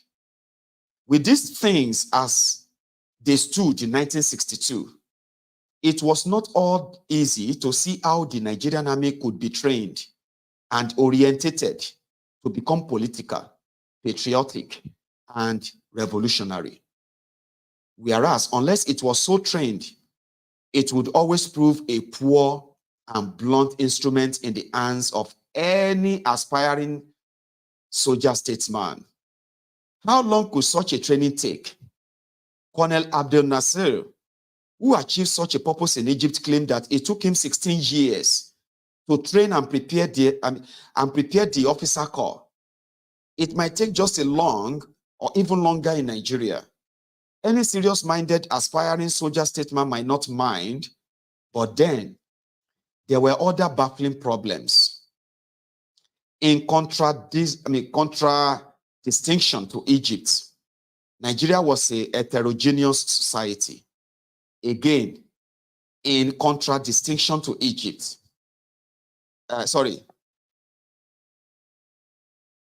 Nigeria was not a community with only one language and one religion. Also, while Egypt had a single weak-kneed and disreputable enemy in an outdated monarchy, Nigeria had a formidable enemy in the forces of feudalism, retrogression, and oppression, exemplified by the northern oligarchy. Moreover, those factors were now assiduously working their way towards the total control and manipulation of the army through the promotion and strategic location of officers that danced to their tunes.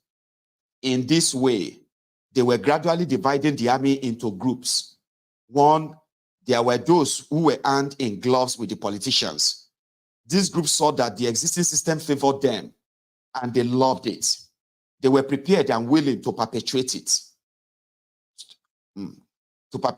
Two, there was a large majority of officers who were neither here nor there, but desired that they should eat their bread, buttered both sides, and not be disturbed by the wickedness of the rulers. Three, there was the very small and articulate group who hated both the military and the political situations in the country. They dreamed that their country would be freed from neo-colonialism and from the feudal political taskmasters. They dreamed of a day when Nigeria, a sleeping giant, would awake from a slumber, vindicate herself as the heart of Mother Africa, and blaze forth a trail of leadership for smaller African countries or nations. This small group kept constantly in touch with each other. They considered matters together and began gradually to sow the seed of political awakening and revolutionary consciousness in the hearts of some of the young officers of the army. Amazing. That is the end of chapter 2. So we have done 2 chapters. Now, Iruk, look at Iruk. That's very generous of you. Thank you. I'm trying to actually put the screen up there. So I don't know if I am still pretty much communicating and you are still pretty much with me as well. Is this thing sinking well, by the way? Like, is it like sinking well? You kind of like following it and you still enjoying it, are you?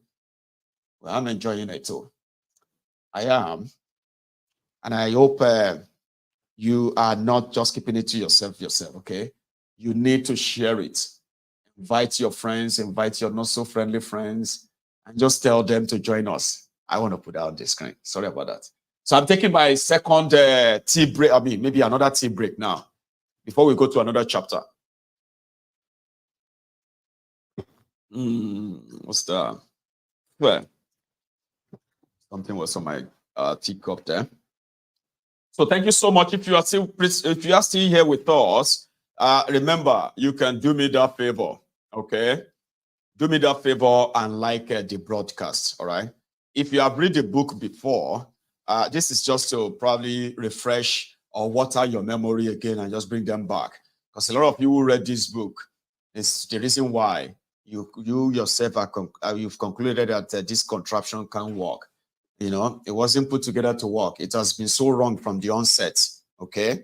And if we love Nigeria, if all of you care and you really love Nigeria, the ideal thing right now is to join the advocacy for break it up and save lives, okay? Sorry about that. You know, like, I don't know how my voice sounds to a lot of you. Somebody is asking, how can you get this book? Let me give you the trick. I tried to buy this book online and I was seeing the price like 700 pounds, 600 pounds, kilo day. Anyway, on Amazon or so, it's very scarce, but it is not scarce in Nigeria. If you are in Nigeria, go to any of those bookshops. Go to Ibadan. They got this in Ibadan. Totu. Where did you get this book from? Yomi Totu. It was sent to me from Nigeria. Honestly, this book was sent to me from Nigeria. It was shipped from Ibadan to Glasgow last week. So you can get it in Ibadan. You can get it in Lagos. You can get it. You possibly can get them anywhere. You just need to look for it. But majority of us will get the book and we won't read it. By the time you read chapter 1, chapter 2, you are tired. So you can listen to me. I'll read it to you. Like a bedtime story. I'll read that to you. And even if you are at work, I can read it to you like a lullaby. A kind of a lullaby or a kind of a podcast that you just kind of listen, you know? So yeah, if you want to get a copy, please don't go and spend your over 700 pounds buying the book. If you see it online, and usually it shouldn't be more than, at most, it shouldn't be more than 50 pounds or $50. Anything that says above $50, go and give them money to get it for you from the bookshops in Nigeria. They will get it for you. All right? And now, just reason. Because, you know, we can consider it like, you know, you're just like singing it to my ear, Maiyegun, and while you are busy with other things. Hang on, what did he say there? Oh, okay, I got it now. All right. Like you are still doing your thing, like you are driving, you are like walking, or you are like, whatever you're doing, right? You don't have to sit in front of that screen listening to me. You could just put your device somewhere and put the earpiece on and all that, right? Now, There's a lullaby. Iruk, thank you so much for that, your generosity. So Iruk has reached out to say, Maiyegun, well done. Thank you. That's something that you could easily just put in the comment and say, Maiyegun, well done. But you still have to be like generous with that. So thank you. Do you want me to continue to chapter 3 or you want us to take calls? What time is it? So let's go to chapter 3. Let's continue. God bless you, Jare, our captain. Okay, Bola, see, you read the comment. People who know where you can get the book are already putting out there. And it's so easy to. So when you send somebody to get you the book, in fact, you can even call the bookshop if they say they have it and you are abroad. Call the bookshop. Tell them you want them to post it to you. They will charge you the postage. Tell them you want a registered delivery.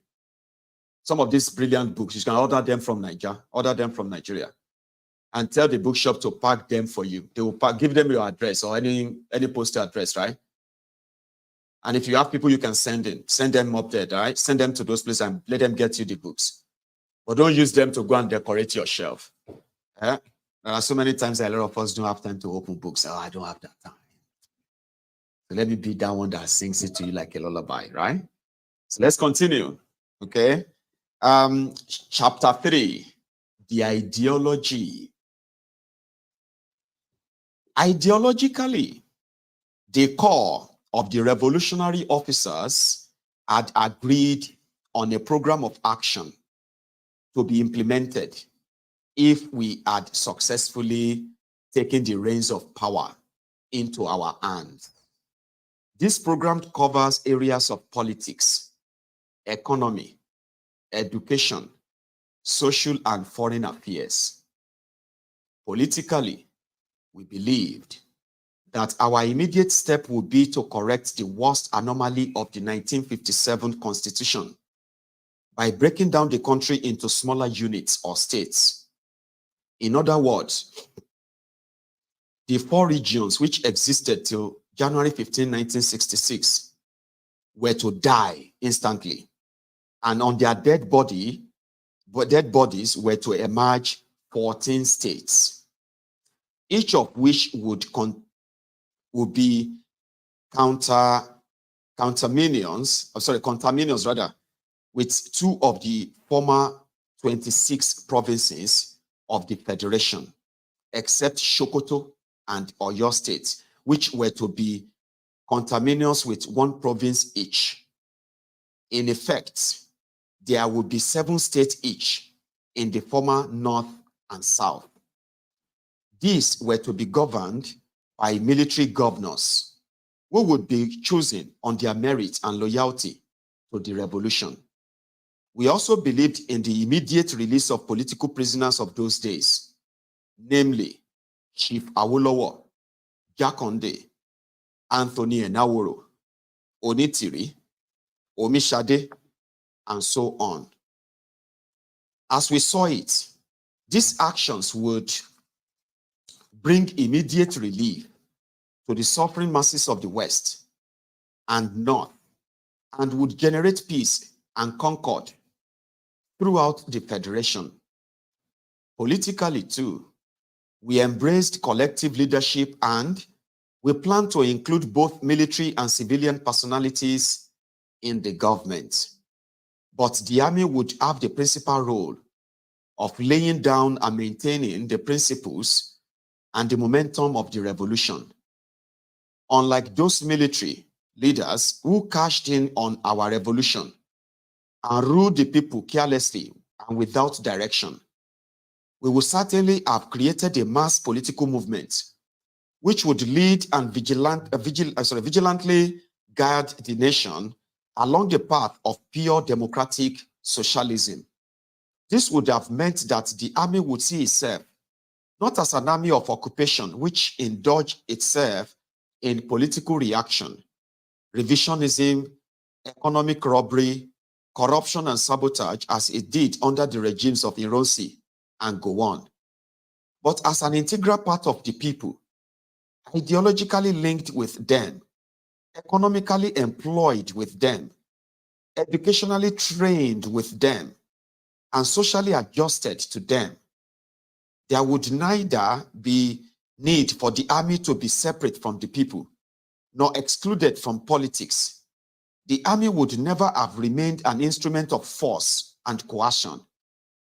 If the army was able to see itself as part of the people, to embrace the same ideology as the people under a revolutionary and not a political party system, and if the army was turned into a productive arm of government, then it would neither have been used as an instrument to sponsor political riots, as was the case in the days that Lieutenant Colonel Azan U. Katsina governed northern Nigeria, nor could it have been used as an instrument of pogrom, as it was used in the days that Gowon took over the reins of power in the Federation. It would also not have been used as an instrument of arson, looting, and brigandage as it was used during the Civil War. Economically, we agreed that we had an extreme form of capitalism in Nigeria in 1965, which was not good for a newly emergent nation.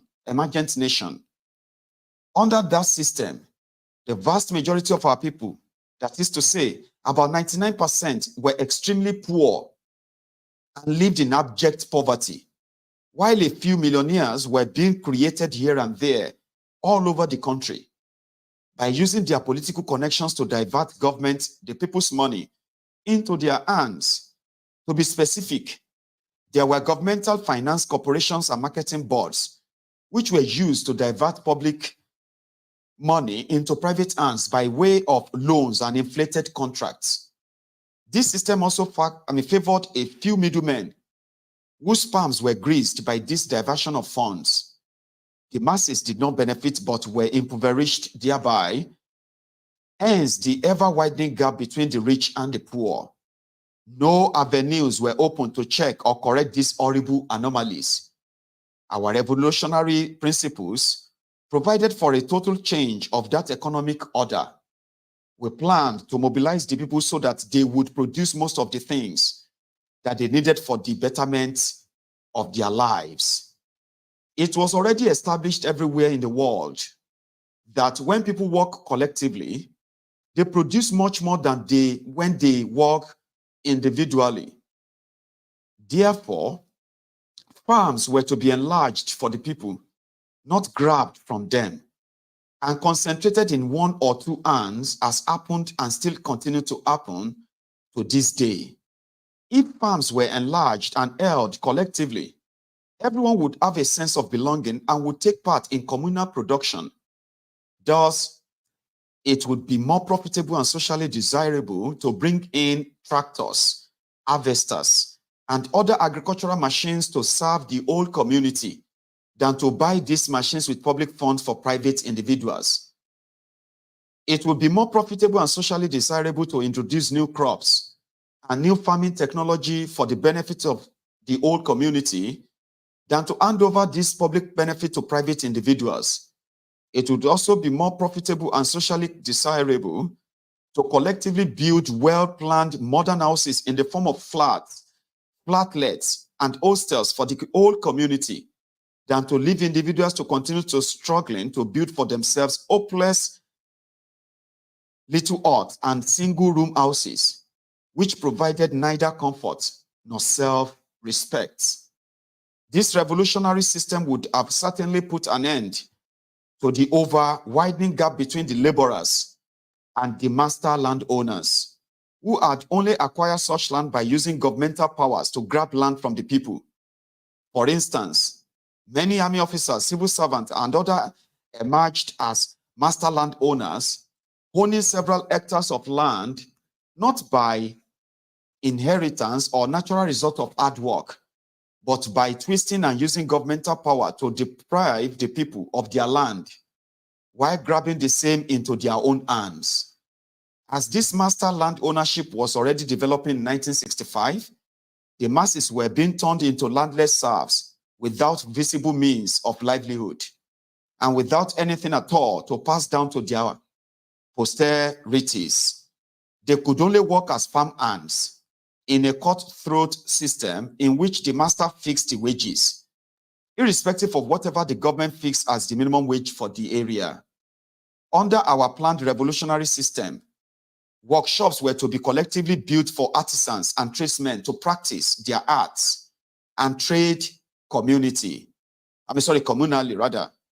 They were to collectively enjoy the benefit of machination and automation, adequate provision of infrastructures such as access roads, water supply, electricity, houses, and recreational facilities.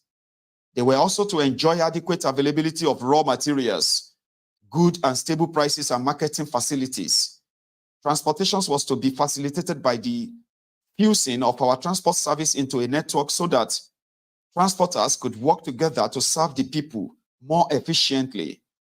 Transporters, on the other hand, would enjoy increased and constantly maintained roads, railways, and airway facilities, and adequate provision of public garages, car parks, and repair workshops equipped with recreational facilities. The workshops of artisans and tradesmen will be merged mainly into factories, and labor-saving machines will be made available to them on a part ownership basis. In this way, development will be more rapid.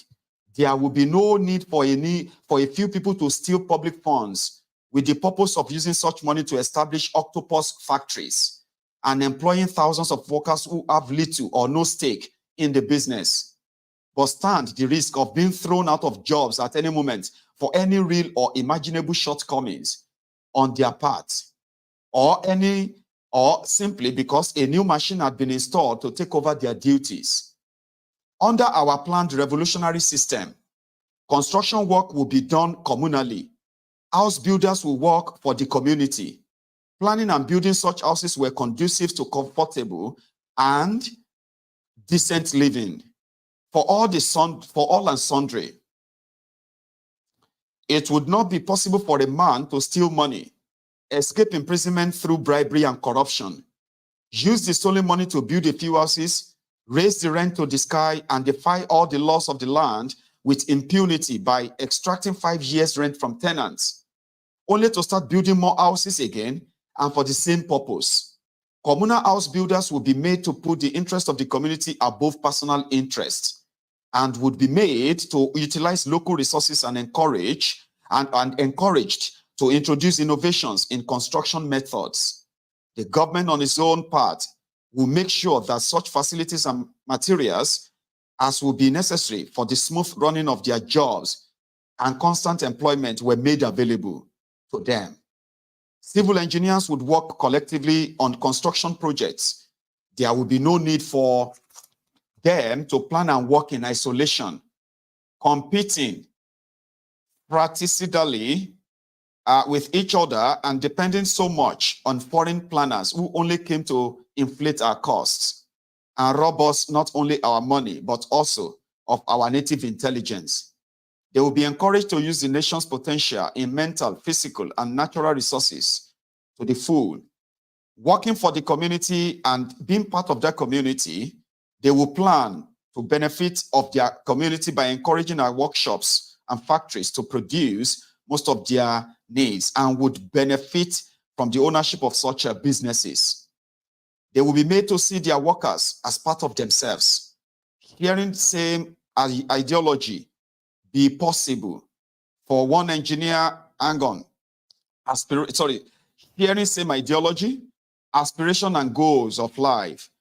In this way, it will not be possible for one engineer to be the sole owner of a business, merely exploiting other engineers and workers to his own personal and family advantage, and to the utter wretchedness of the producers and their own families. In this way, the little money that a community has for physical development will go a long way. The resources of the people would be tapped to the maximum, and community as a whole would benefit.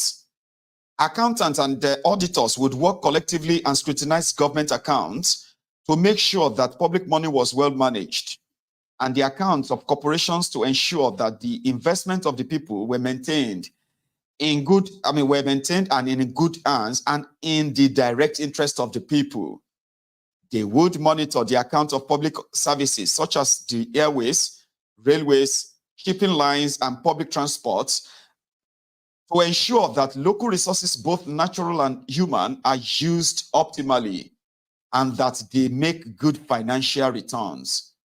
In this way, they would effectively check the abuses of office and the ubiquitous, ubiquitous, that's some kind of tricky word, right? Anyway, I will pronounce it as it's written. So ubiquitous waste and misappropriation of public funds. They would put an end to fraudulent supply system and wasteful being exerted by private companies on government officials.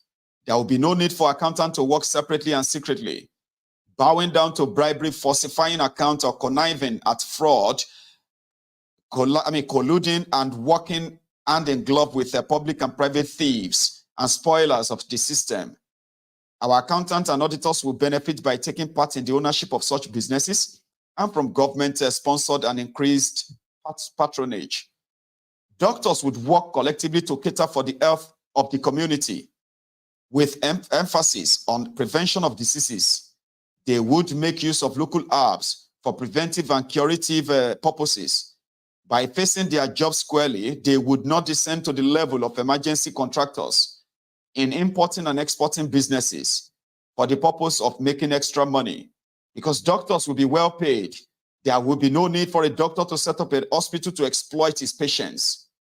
Lawyers would work collectively by interpreting letters of the law the right way, up and based on the nation's constitution. In this way, they would bring the benefit of the rule of law to every individual and therefore to the community as a whole. There will be no need for lawyers to condone lawbreakers and those who owe the society to ransom simply because they have the money or the force to do so. There will also be no need for lawyers to pursue other businesses like buying and selling, importing and exporting, constructing, transporting, hoteling, and so on. In summation, all professionals will work collectively for the community, sharing a common ideology and objective. If these plans were fulfilled, the whole community will work together and put together as one people. Individuals will work selflessly for a common enrichment that would rebound to the happiness of one and all at the same time. There will be no need for cutthroat competitions or for the grab of those who rob the people because they are at the top and those who amass wealth to such an extent that 1,000 generations of their children will live without working at all. There will be no more highway robbers who see themselves as the deprived, whose opportunities had been taken from them by stronger forces to ingratiate the lust of the grabbers, and would therefore see nothing wrong in having their own back on the wicked society by killing and maiming before stealing. As mentioned earlier, the armed forces would no longer be separate from the people. They were only separated under the capitalist system, which we had inherited from our past colonial masters and our present-day neo-colonial subjugators. Under the capitalist system, every professional and non-professional separates himself from the remainder of the people so as to exploit and cheat them. He does not see himself involved in the community anymore than he can use it to feather his own nest, and is always disposed to consider first, foremost, and finally, his own personal and family interest. And finally, interest, right? This is an extremely wicked system which perpetuated corruption, burglary, car snatching, stealing, highway robbery, ostentation, power grabbing, money grabbing, fraud, bribery, misappropriation of public fund, and chicanery. Welfareism in the form of free education, free healthcare services, and cheap housing will only dent faces of the evil. It will never kill it. To kill the wickedness, the people had to be brought together as was successfully done in certain countries such as Russia and China. But the extremely powerful capitalists who use money and propaganda to thwart and suppress the souls of men are every day using all available means to force us to be believed that those two countries are not socially successful and that their citizens are not free to choose and practice evil and man's inhumanity to man. To be quite honest, is it not well known that the United States of America, which is said to be the freest nation on earth, has at the same time the highest crime rate in the world? In that country, women are raped every day and successful men are killed regularly. That is the worth of their so-called freedom. But if the USA has the highest crime rate in the world, Nigeria of 1981, which has adopted the American system of government since October 1979, was closely following in a footstep. Under our planned revolutionary system, the armed forces were to take part in civil productions, working with professionals, artisans, and tradesmen. They were to work with farmers and with public utility workers to distribute both water and electricity. They would encourage our workshops and factories to produce military weapons and defensive stores so that we would cease to depend on foreign nations for our own defense materials. If the armed forces had been integrated into the community as planned in our revolutionary system, it would have been unnecessary for them to live apart from the people or be hostile to them in times of stress. And it would have remained a continuously productive and profitable institution of the people. Ma, take another tea break. Because if I say my throat is dry. Thank you. Anthony is another person who has given me the super chat again, okay? Thank you so much, Anthony, for your generosity. And thank you for loving. I'm happy that some of you actually you love the reading, right? So it's not too fast, it's not too slow, Abi. And I don't think it's boring, is it? No, I don't think it is boring. I'm enjoying it. Yeah, I'm enjoying it too. It's not too fast, it's not boring. So let's just call that a tea break now. I'll drink tea.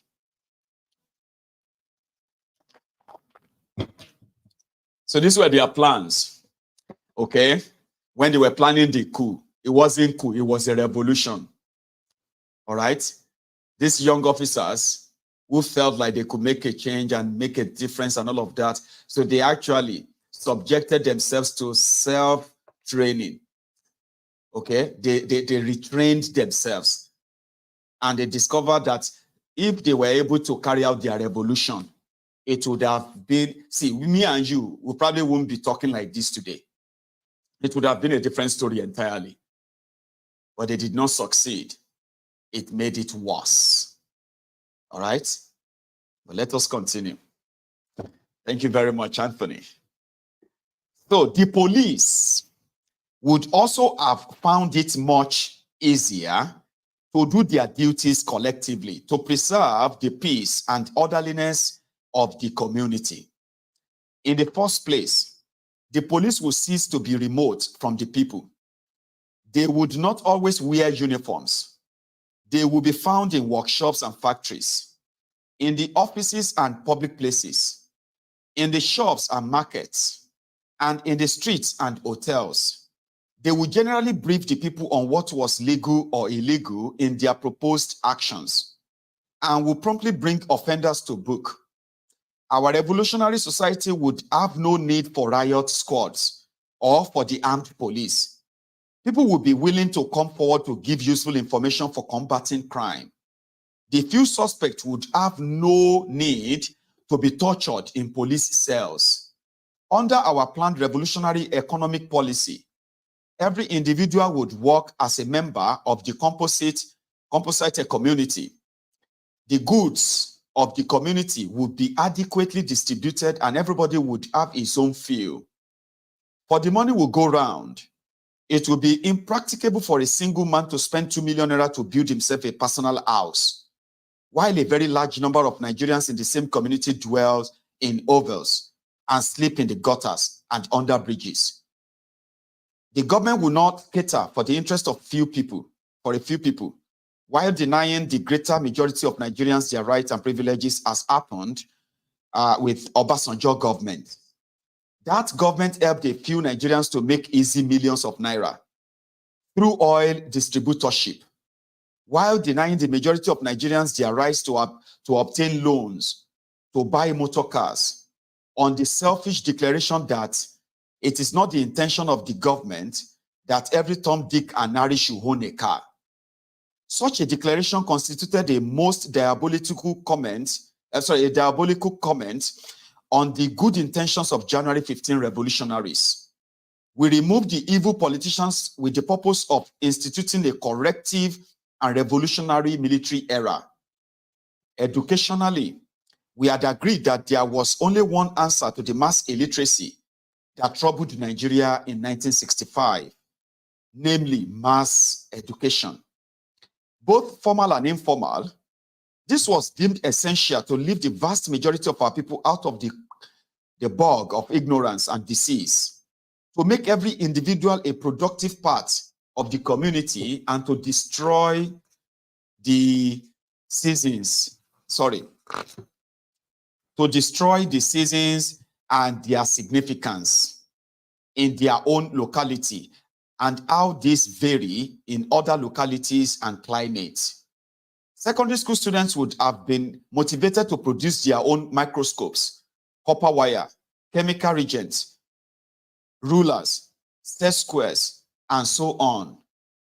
While polytechnic students would have been able to build their own theaters, sports stadiums, even furniture, pens, and of course, machine guns. It would have been normal for our universities to produce planes, rockets, missiles, remote sensors, computers, and other products of high technology. In this way, there would have been no need for our electricity supply to continue to be interrupted every hour, or for the dwellers of our state capitals to drink untreated well water. Our salt factory would have ceased to break down, calling for foreigners to resuscitate them, and government would not have invited foreigners to take over our farms and run them for us. So would we have ceased to spend all the earnings of our country on arms, armored vehicles, planes, warheads, and other defensive weapons from abroad, while the masses were much more impoverished? New ideas on inventions would have been encouraged and immediately transformed into practical terms, and followed by government financially backed mass production for local and foreign consumption. By so doing, our intellectuals would have been well motivated, and the country's currency would have been made stronger. Socially, we realized that the society was split into two broad divisions: the privileged class that were housed in government reserved areas, GRAs, and the masses who lived in the slums.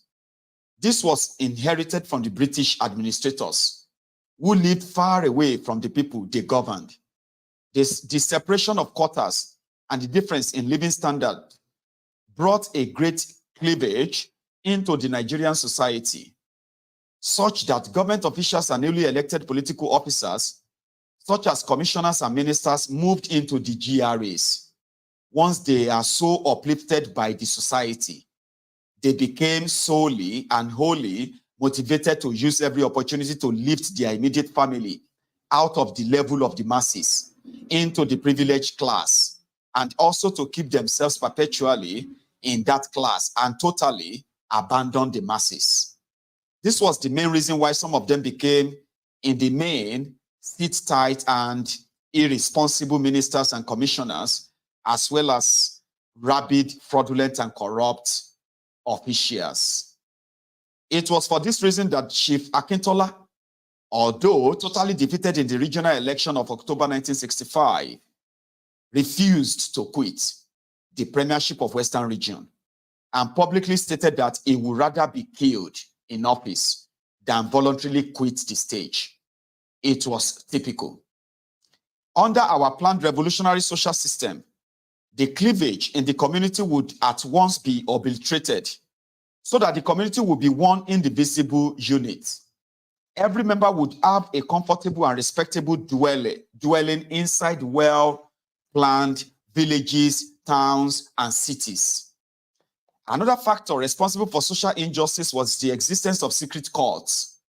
These cults helped their members to exploit the remainder of the society in many ways, such as making sure that they always won in law courts, that they always got the few available contracts, and that they always got all available privileges of the society. In ages past, when our forefathers worshipped idols and trees and stones and animals, they had need to make secret sacrifices.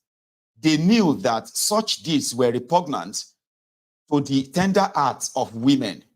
Therefore, they did most of these sordid things in the night and under the cover of darkness.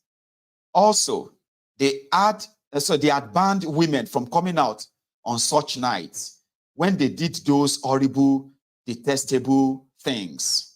They also forbade women from entering into groves where signs of their misdeeds remained visible, say in the form of newly deskinned human skulls. The court contributed in no small way to the ineffectiveness of the rule of law, corruption of officials, and the enthronement of nepotism, mediocrity, avarice, greed, and burglary as the rulers of society. The net result of all this was the chaos and confusion which we had in the society in 1965 and which still persists in our society today. These cults are known to practice human sacrifice and other repugnant antisocial rituals. It was a shame that in 1965, the Nigerian society, which claimed to be mainly Christian and Muslim, allowed the continuity of these antisocial behaviors. The revolutionaries planned to arbitrate this practices so that everybody practiced his or her worship in the open or forgot about it in the name of civilization and mental evaluation. The posts of Obas, Obis, Emirs, and Amayanabos constituted the greatest anachronisms in the Nigerian society in 1965. These natural rulers were useful instruments of corruption and compromise. First, under the British and later under the Nigerian politicians.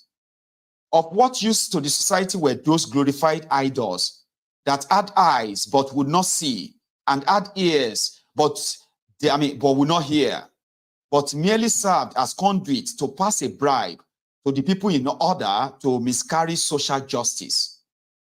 Many of them were diabolical, and their continued existence is inimical to social takeoff and progress. The popular television series created by Segun Olushola, entitled The Village Headmaster, had simply illustrated to the Nigerian public the parts being played by these so-called natural rulers in the society. Whenever any matter was hot and demanded immediate action to punish the evildoer and save the society, the Oloja or Forger, Obadenrele II, as he was styled in that program, would simply pontificate, moralize, threaten heaven and hell, and then would take absolute no action in the matter, thus letting the sleeping dog lie, and of course, letting the grass grow under his feet. In the end, it was the ineffectiveness, the conservative and changeless part of the Oloja as a leader of men in the village scene that killed every member of the village and the Oloja himself. So that the series came to a natural end under our planned revolutionary social system. These anachronisms would be quickly brought to an end, and the good people so wrongly employed will be integrated into community development projects. On foreign policy, we agreed that the approach was not in tune with the thinking of the majority of Nigerians. Nigeria spoke with uncertain voice at the United Nations. She seemed always to act as a mere outpost of the British sphere of influence in Africa, and as if she was tied to the apron strings of Western powers. Although she proclaimed herself a non-aligned nation, yet she always toed the Western line in her international politics. It was our intention to quickly reverse these tendencies. In order to match our professed non-alignment with relevant action and so open a new era of strong, virile, and principled foreign policy. Under such a policy, Nigeria would not merely profess non-alignment, but will indeed shift her stance from the extreme right to the center, thereby shedding her erstwhile attachment to Westminster in international relations. He would therefore be in a position to stand up and speak vociferously for Africa. Man, all those big words, by the way, what is it with us with all these big words when we write or speak? Anyway, let's continue.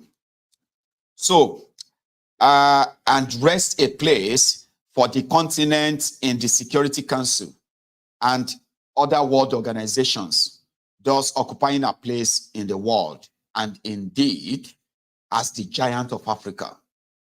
Furthermore, she would snap our total independence on NATO weaponry and feel free to take our few necessities from both the East and the West, while vigorously pursuing our vital self-reliance in the production of defensive stores and consumer products. Hand in hand with our self-liberating policies will be our active development of an African continental sphere of influence, wherein he would gradually lift our African sister countries from the crippling abyss of economic disability into which the imperialist nations had effectively dumped them. He would no longer need to beg Britain to act for the independence of Zimbabwe, as was the case in the early January 1966. Instead, she would herself take steps to forestall further British maneuvers to continue keeping that country as a colony and really make the British quit the place through an effective economic coup de grace, the like of which was staged by the Obasanjo administration in 1979. Most Nigerians did not realize that this country had very powerful instruments of coercion, which she could effectively employ to influence the trend of affairs in international politics. It was the aimlessness of the Sardauna Balewa administration that made her seem impotent and helpless in the global affairs in 1965. Moreover, Nigeria's posture of anti-communism and non-involvement with the communists did her more harm than good. She had a lot more to learn from the social and economic organizations of those countries than she had been learning from the rabid capitalists of the West. Nigeria would have friends with the Eastern countries, and educational exchange programs would have been arranged so that our students could attend their higher institutions to acquire scientific and technological knowledge upon which they could build. This program would have been extended to our politicians, social workers, economists, and civil servants in order to let them see other ways of tackling problems and know that there were alternatives to the Western solutions they were used to. In this way, Nigeria would have emerged as a country with very strong legs to stand upon. She would have seen things more clearly, like a nation that had discovered the use of our second eye. We would have started to speak like a people who had learned to use their brains. And we would have started to perform like men who have a destiny. This was our stance. We cherished the ideology and discussed it like brothers, very often at the officers' mess and in working units. We had no need to doubt that we would accomplish our task. Thus, we began to prepare for the great day that will mark the beginning of a definite effort to awaken the country from our slumber. Wow. That is the end of chapter 3. Chapter 3. And before we go to chapter 4, the preparation for the coup. Can I ask you one question, right? Have you actually really shared this broadcast? I don't know when you joined, okay? You know when you joined, right? How many platforms, how many times have you shared the video? Like to where and where? Or you just joined and you just sat there and enjoying it, right? You need to invite others too, right? And they won't know about it until you probably let them know there's something happening here, right? So thank you very much again. I am going to take a tea break. I tell you, right? Reading is actually not really that, it's sweet. It's kind of like, enjoyable, but it can also be exhausting, So I'll drink my tea. So you can take a break too and just like the broadcast or share it, whatever,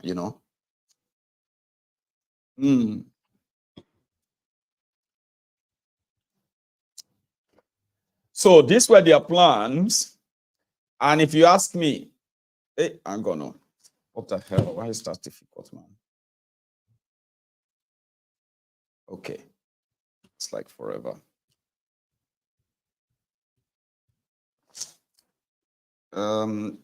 Sorry, I'm just like using that for my break.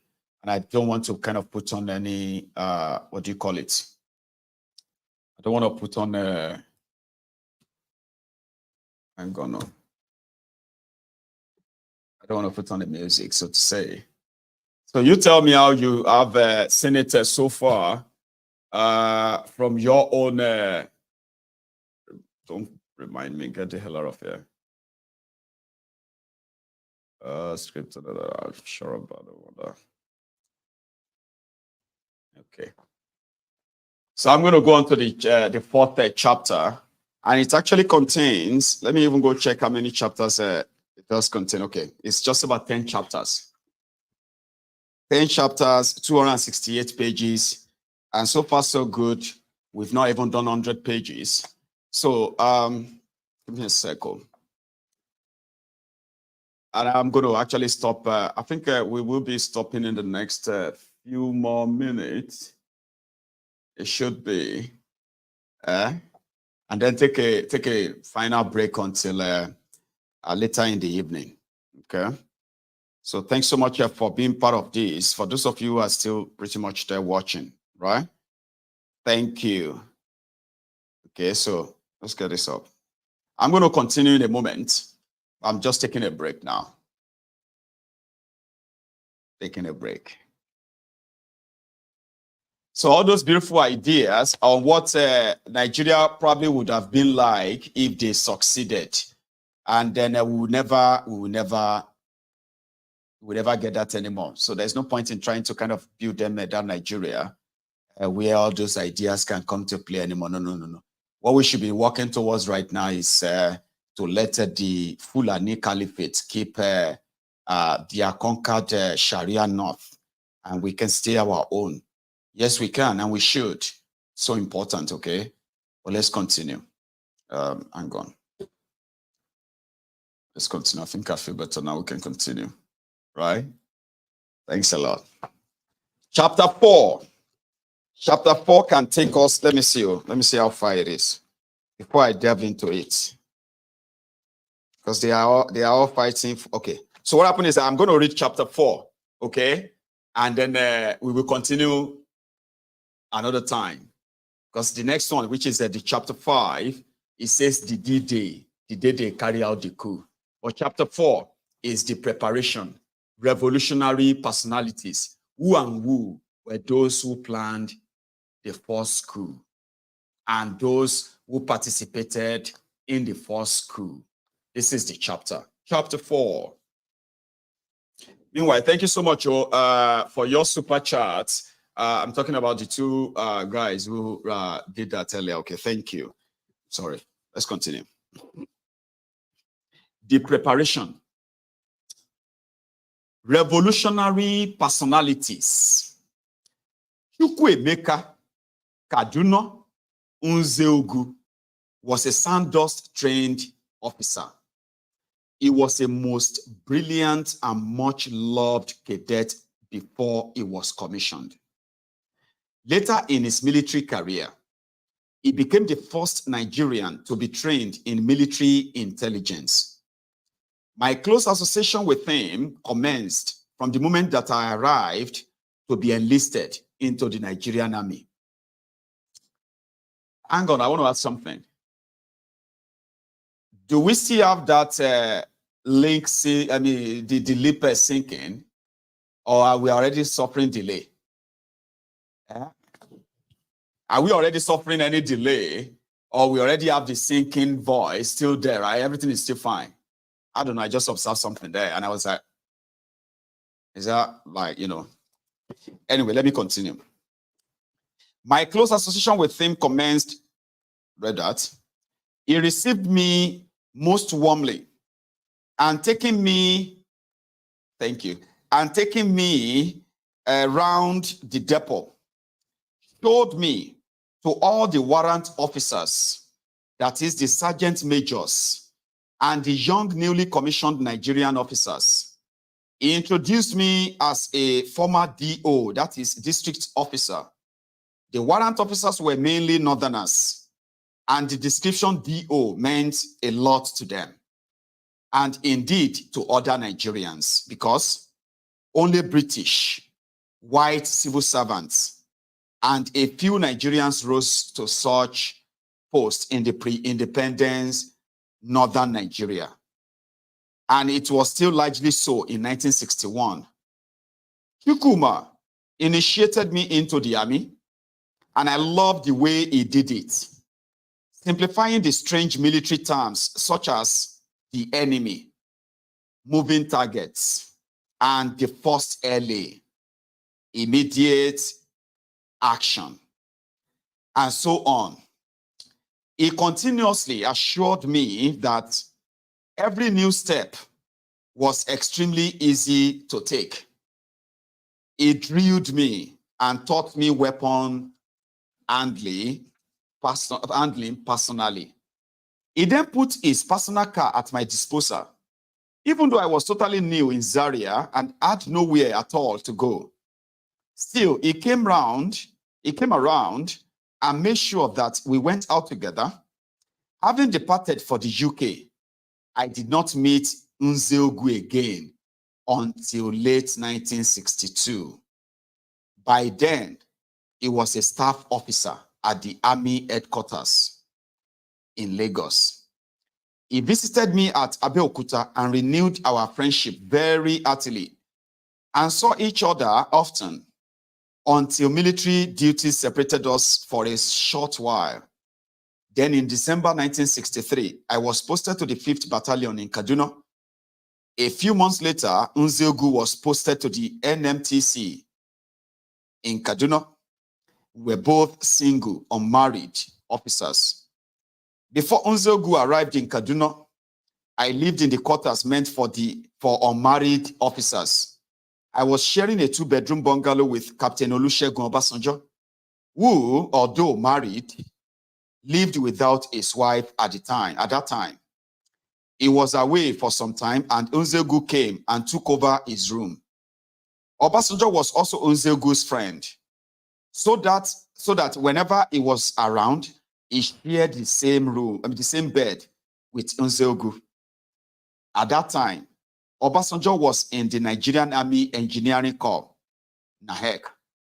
He was a quiet, colorless, and easygoing officer who did not attract any personal recognition and would not be reckoned with as a revolutionary. His friendship with Nzeogwu derived mainly from the latter's ready friendliness towards all officers that were close to him. Living with Nzeogwu gave me a deep insight into his character. He was the son of a civil servant. His parents hailed from Asaba in the Midwest, now Bendel. But he was born in Kaduna, schooled there, and grew up there. He spoke Hausa very fluently, and he understood and had many Hausa traits. I knew him to be extremely straightforward, open-hearted, and open-handed. He spoke freely, hiding nothing. He gave generously. He was a good Christian, Roman Catholic, and attended mass regularly. Unlike most single officers, he did not go around with girlfriends. This surprised me, for although we both agreed that there was no question of getting married before the revolution, I did not subscribe to total abstinence. Nzeogu was a good leader of men. The same could not be said of 90% of the officers. He drew the younger officers irresistibly to himself. Endeavoring always to awaken in them both political and revolutionary consciousness, and above all, patriotism. He spoke amusingly, and all the young officers that had passed through his hands in the NMTC cherished him and held him in high esteem. Throughout 1965, Nzeogu spoke freely and openly to some young officers about his intention to stage a revolution, which would bring Nigeria to the path of greatness. All the young officers loved the idea and came closer to him. But the same could not be said of the middle level and senior officers. That is majors, colonels, brigadiers, and above.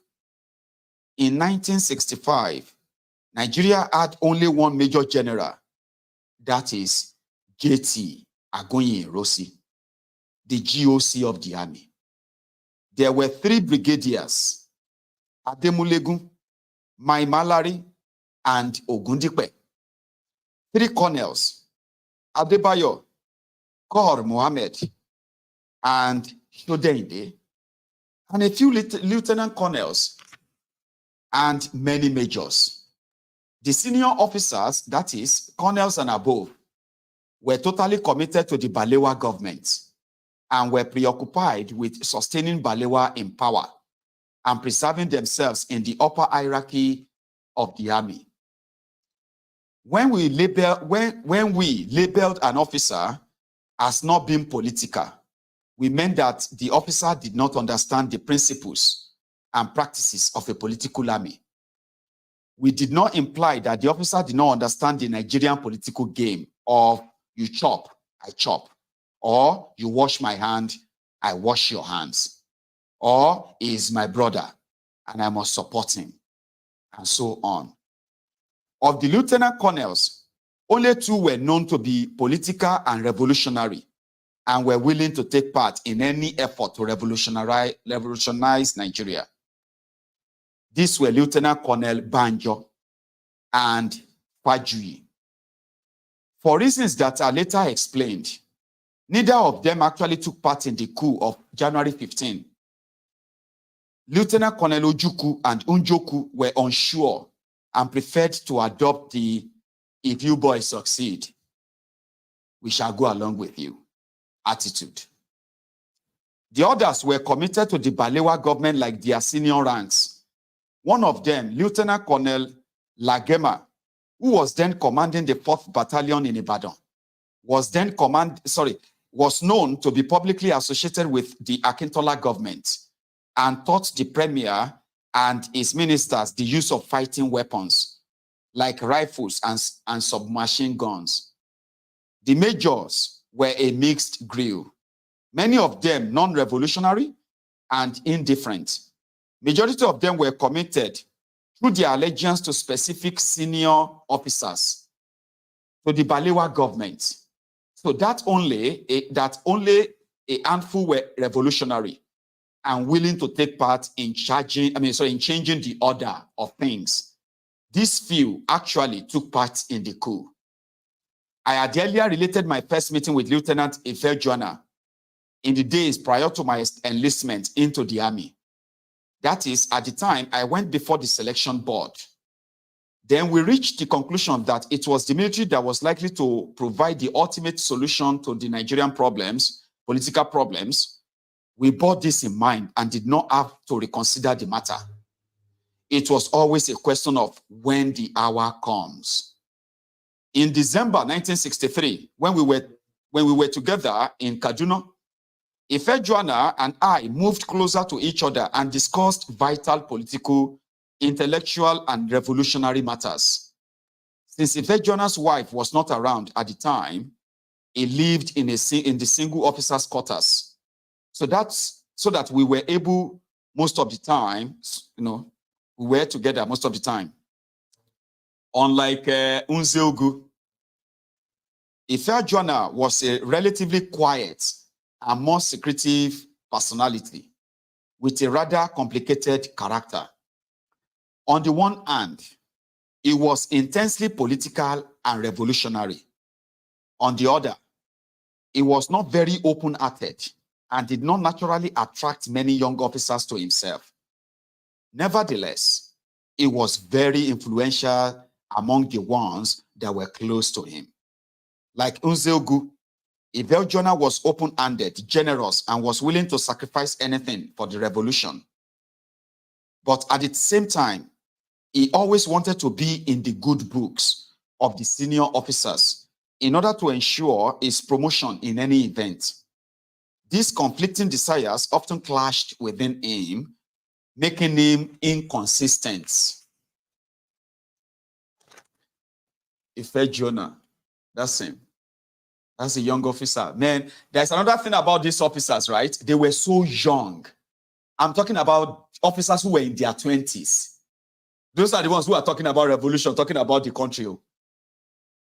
Military officers in their 20s, in their mid-20s, late 20s, early 30s.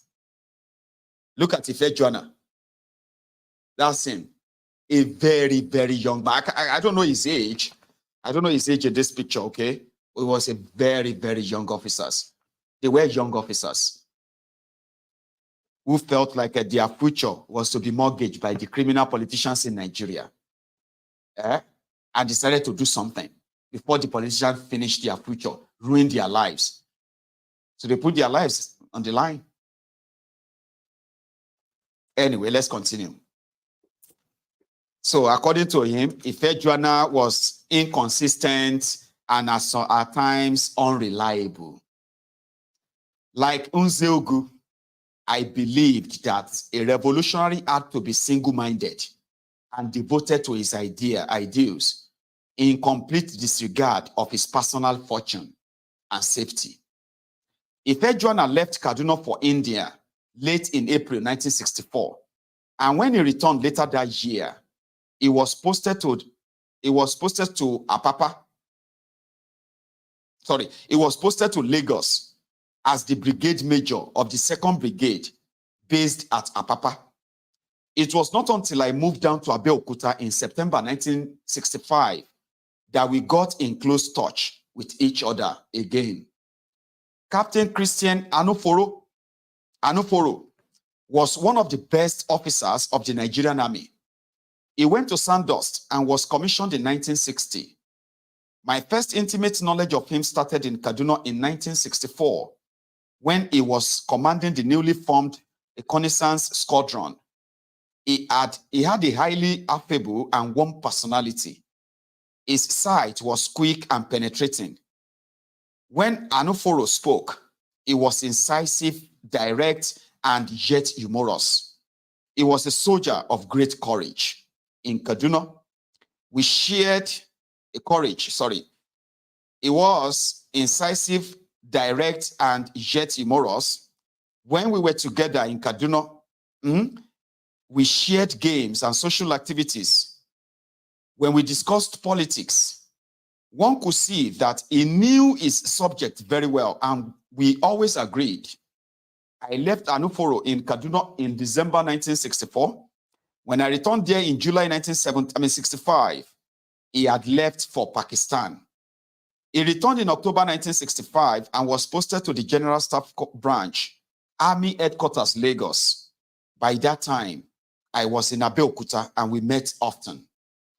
Another shining light in the Nigerian Army was Captain Timothy Onwu Atuegu.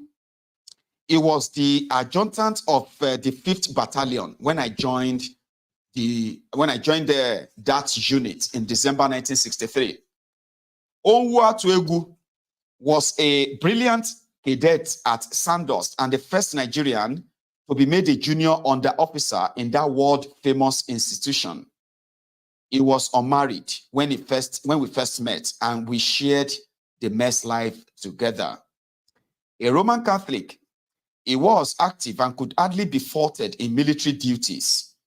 Because he was humble, senior officers found him useful, loyal, and dependable. At the same time, junior officers found it easy to work with him. He made himself like one of them. He was later posted to the NMTC and worked under Unzeogu before I joined that unit in July 1975. Like any other young officer around Unzeogu, his political ideas were soon formed and strengthened with revolutionary principles. Major Donatus Okafor was an officer commissioned from the ranks and was therefore not really revolutionary. He was brought in mainly because of the appointment which he held throughout 1965 and until January 1966 than for his revolutionary ideals and practices. This did not imply that an officer from the ranks could not be revolutionary or political. It could be. Only he would be a rare bird. Lieutenant Colonel Fajuyi was like that. He was revolutionary, political, and intensely patriotic. But then Lieutenant Colonel Fajuyi was an extremely brave soldier, which was why he won the Military Cross Award for an act of exemplary bravery during his service with the United Nations in the Congo, now Zaire. Donatus Okafor was not exactly like that. He was neither a revolutionary nor an idealist. He was rough-hewn and matter of fact. My close association with him started in March 1965 when we attended a battleground commander's course at the School of Infantry, Westminster, or Warminster, UK. The two of us were the only Nigerians on the course, and so we came together and compared notes. By the time we finished at Warminster, we had closed ranks a great deal, and later in the year, when he was brought into our revolutionary movement, I was inclined to accept him because of the experiences we had shared. Major Humphrey Chukwuka, who with me survived the Civil War, was a Sandos-trained officer. He was commissioned in 1960. Of the 7 majors who eventually took part in the coup, he was the only one with whom I had no prior association. But unlike the others, he was the only one with whom I associated longest. He was the only one with whom, he was also the only one with whom I shared the experiences of the Midwest War. It was during this time that I really came to know more about him than I did before the coup. Humphrey was a resolute soldier. He was plain, frank, devoted, and reliable. He had neither the decisiveness of Anuforo nor the untiring endurance of Onwuatuegu. Nevertheless, he was active and quietly determined. Politically, he resolutely clung to the revolutionary ideals and practices. By late 1965, Humphrey was working in the A branch of the Army headquarters in Lagos. It was during this time that we associated together in preparation for the coup. Today, if one were to ask, when did the preparation for the revolution really begin? The most accurate answer would be from 1961. Because the 3 of us who formed the nucleus of the revolutionary group had met in that year. Although we had not there and then planned a revolution, we had seen eye to eye and we knew that we had a common cause. It was as if the seed was sown at that time and only needed time to germinate, grow, and bear fruit. But these meetings were between Ifejuana and me on the one side, and between Unzeogu and me on the other. This pattern remained almost the same throughout. Active preparation now. The preparation for the coup started to warm up by July 1965, because by that time, the matter was more seriously and urgently discussed.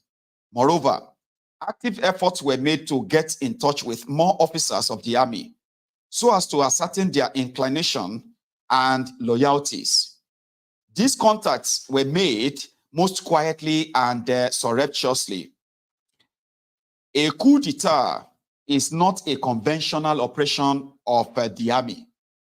Preparation for it could not at any time be done in the open or in plain language. Therefore, when we discuss with officers, unless an officer showed serious interest, we always sounded casual, and the matter was generally left unspecified and inconclusive. Moreover, while Nzegu and I were making concerted efforts in Kaduna, Ife Juna was preoccupied with making similar efforts in Lagos. And the two efforts were not brought together until October 1965, when my own branch of the NMTC was moving from Kaduna to Abeokuta in early September 1965. I left Nzegu with the understanding that our efforts were to continue in the south as it had been in the north.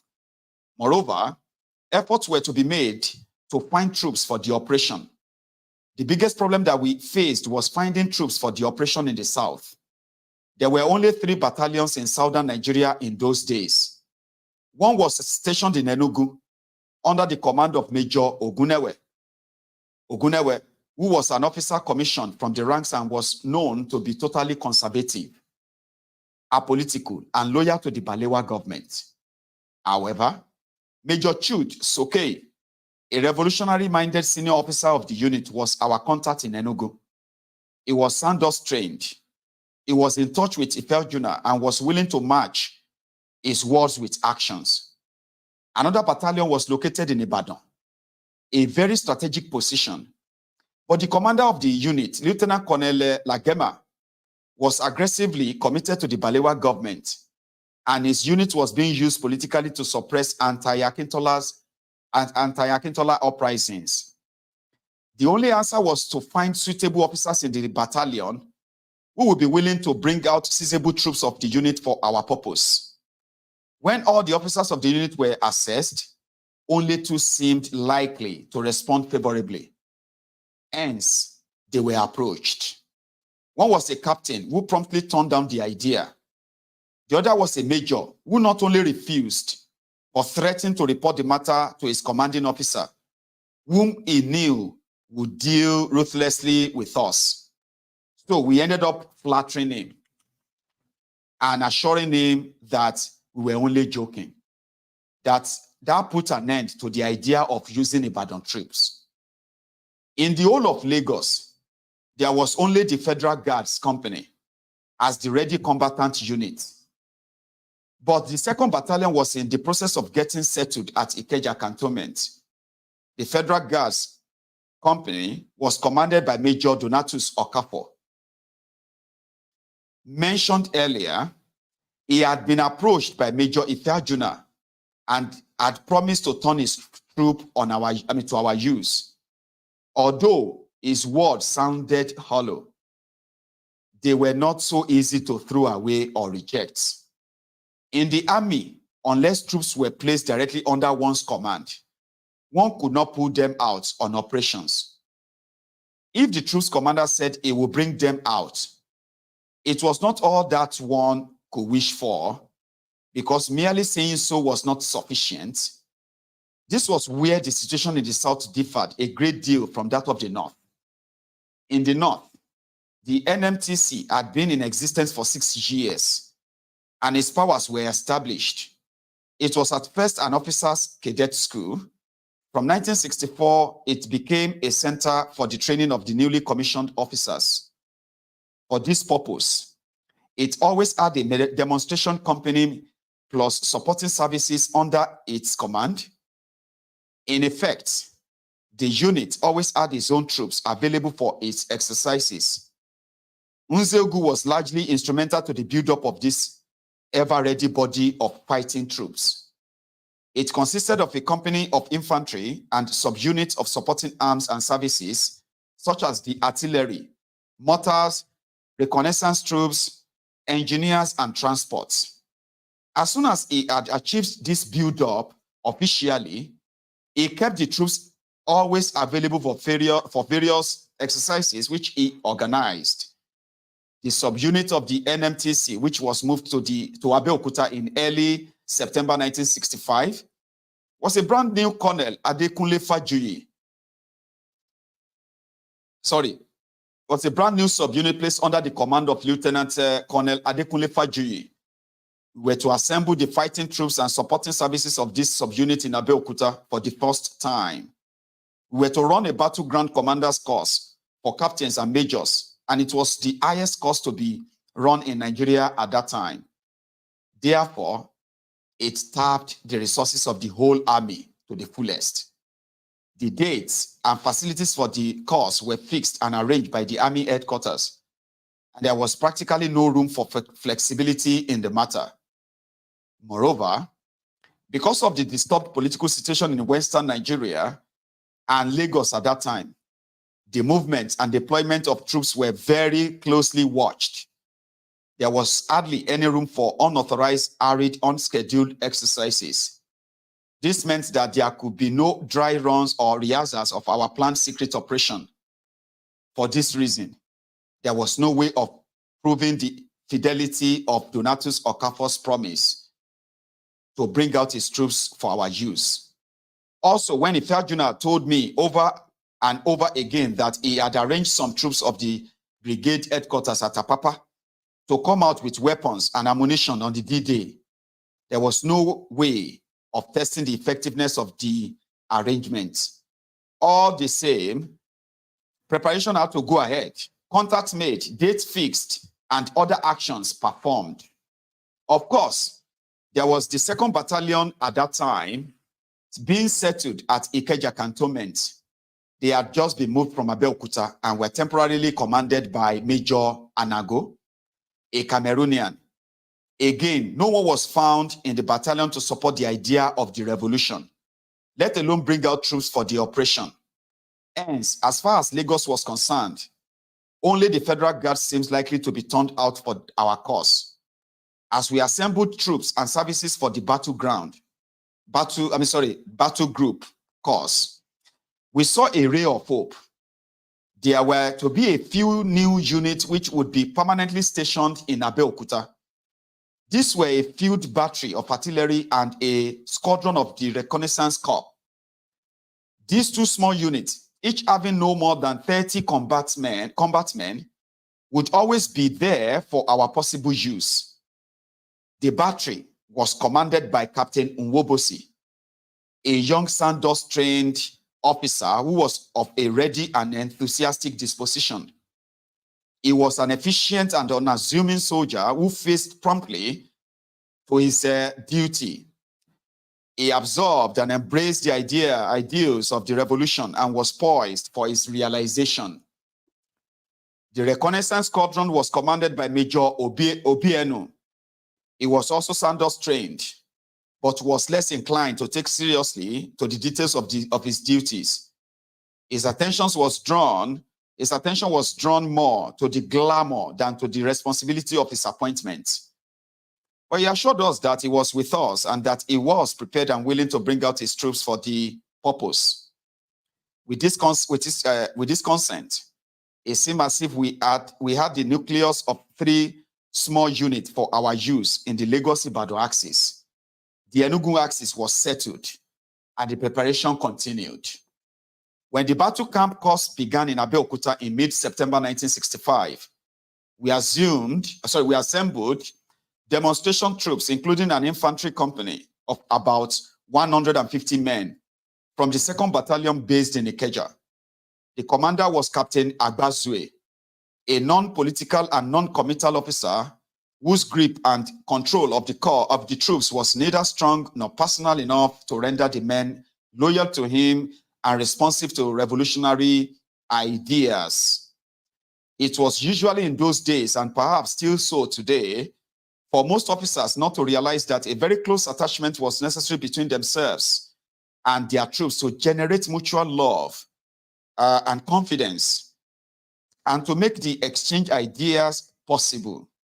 This personal touch, which was lacking in most Nigerian officers, was a peculiar and active attribute of Nzeogu, and a few of us who really believed in and embraced the idea of a revolution.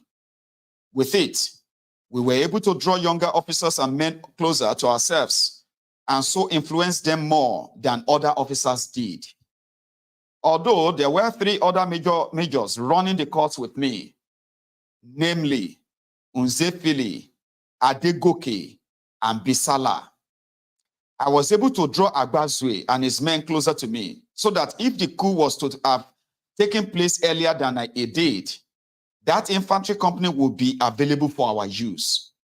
None of my colleagues was interested in the idea of a revolution. Major Nzefili was always devoted to other facets of military life. Major Adegoke, too, was more involved in the other sides of life and have nothing to do with our plan. Major Bisala was serious, but was committed to the Balewa government and would consider nothing to the contrary.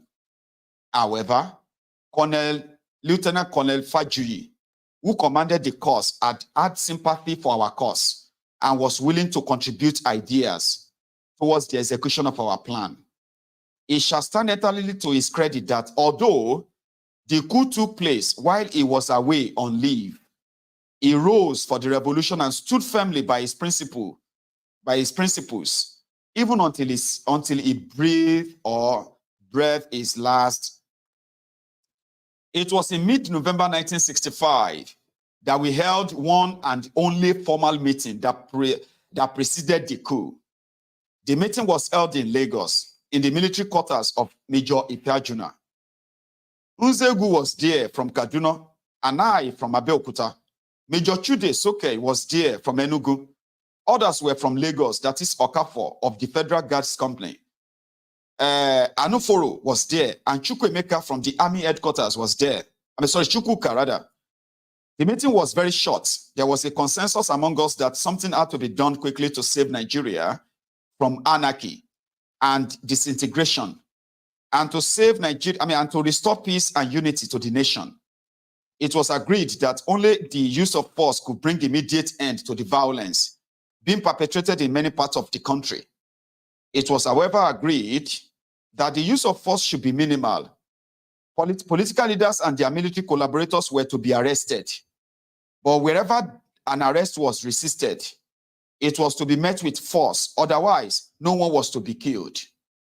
Only the heads of government, that is, the Prime Minister, the 4 regional premiers, and their right-hand men, were considered most essential to arrest throughout the country. And amongst their military collaborators, only the top echelon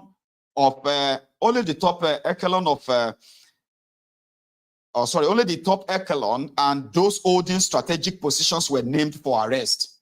This included the GOC of the Nigerian Army, General Ironsi, the commanders of the 2 brigades, Brigadiers Ademulegun and Maimalari, the Chief of Staff Army Headquarters, Colonel Kor Muhammad, and the Adjutant General of the Army, Lieutenant Colonel Pam.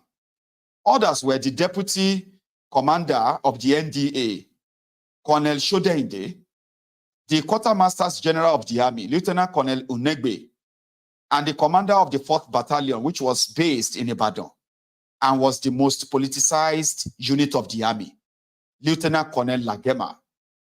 Contrary to the load of wicked propaganda that had since been heaped upon us, there was no decision at our meeting to single out any particular ethnic group for elimination or destruction.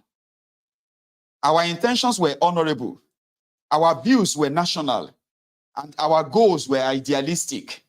We intended that the coup should be national in execution so that it will receive nationwide acclamation. We planned that the use of force should be minimal so that our methods could at once be seen as superior to those of the politicians. who simply went on killing the very people that they were called upon to serve or govern. It will be recalled that by late 1965, the efforts of the Balewa government to northernize the top echelon of the army were already bearing fruit. Some northerners were already holding most of the strategic positions in the army. Those positions could easily be used to thwart our attempt. Hang on, I think, no, I don't think I'm going to finish it. My time is not going to let me finish this. Guys, no, I don't think I'm going to finish this until due day. So I'm just going to put a hold on this once I finish this part, okay? And then we will continue later, all right? It is still going to be about the preparation. In fact, we should stop it now. You know why we should? I need enough time for me to prepare for my program later in the evening. Do you know what that means, right? I need to get all of what I'm going to need for the program later this evening. And this can take me another hour just to finish that chapter. So I'm not going to finish it. I'm going to continue it tomorrow. And I hope you will be tuning in around that time, okay? So thank you so much. Thank you so much for this. We will continue some other time. And if you joined midway for some reason, right, you can watch it from the start again. So we've done chapter 1, we've done chapter 2, 3, and then we are currently on chapter 4, and it's chapter 4, page 84. So thank you so much, everyone. I will see you later. Let's go get ready for tonight. And should I give you the hint of what tonight is going to be about? It is going to be about the reactions of some of these, these shameless people from northern Nigeria who took the advantage of Peter Obi's generosity, giving them water, only for them to turn around and say, troll him and the rest of that. And this has prompted a lot of discussion now to say the southern politicians or the southern will-be politicians, they love to go to northern Nigeria to try and appease them. And so far, that has made the people of this Sharia North mostly, it's a bit complex, okay? It has made them more entitled, kind of. Somebody do water for you. Water will they not do for you for 63 years of the Fulani rule in that region. Somebody came and do the water, and they started saying, oh, what kind of water is this? But yet, do you know that now only Southerner, they go there, go build school. Go to the north, go build hospital. Go to the north, go build boreholes. How many northerners, how many these northern leaders, northern terrorists, how many boreholes have they built in eastern Nigeria, in Igbo land? How many of this, how many of this development and philanthropy that a lot of your southern politicians go to the north to go and say, we are trying to help the north, all right? How many of those northerners, all those northern criminals, how many of them have come to Igbo land to come and construct borehole or come and do one philanthropy project there? How many have you ever seen? How many of these northerners have you seen come to Yoruba land to come and drill borehole and say, oh, we just came there to come and support and help the people in this community? But yet, the Marafoka entitled wearies, they have been latching on it, and I'm gonna run a program on that tonight. I promise it's going to be interesting. Tomorrow, go get ready for it. All right, addressing that entitlement of these freeloaders, scavengers, the parasite region of Nigeria. Okay, yeah, I'm going to talk more about that tonight. So you better get ready. I'll see you later tonight. Thank you.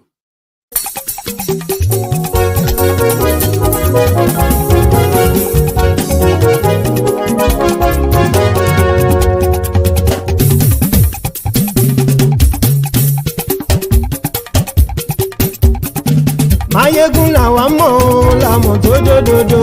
Maiyegun Diary, Maiyegun #1. Maiyegun làwa mọ̀ làmọ̀ tó dòdòdò.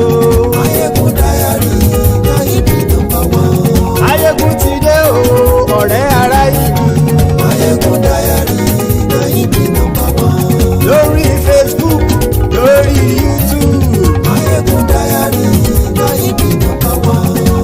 bówó ṣe ń lọ ni Maiyegun já wa sí. Maiyegun Diary na ibi number one. àṣírí ọ̀jẹ̀lú kì í bò níbẹ̀ o. Maiyegun Diary na ibi number one. bó bá ṣe eré àní Maiyegun máa wí. Maiyegun Diary na ibi number one. ó sì tún ṣe eré wàá gbọ́ níbẹ̀ o. Maiyegun Diary na ibi number one. Maiyegun Diary diary politico. Maiyegun Diary na ibi number one. Godfatherism kò sí lọ́rọ̀ Maiyegun. Maiyegun Diary na ibi number one. ẹ farabalẹ̀ sẹ́ o kẹgọ́rọ̀ lẹ́nu o. Maiyegun Diary na ibi number one. àní Maiyegun làwa mọ̀ tó dòdòdò. Maiyegun Diary na ibi number one.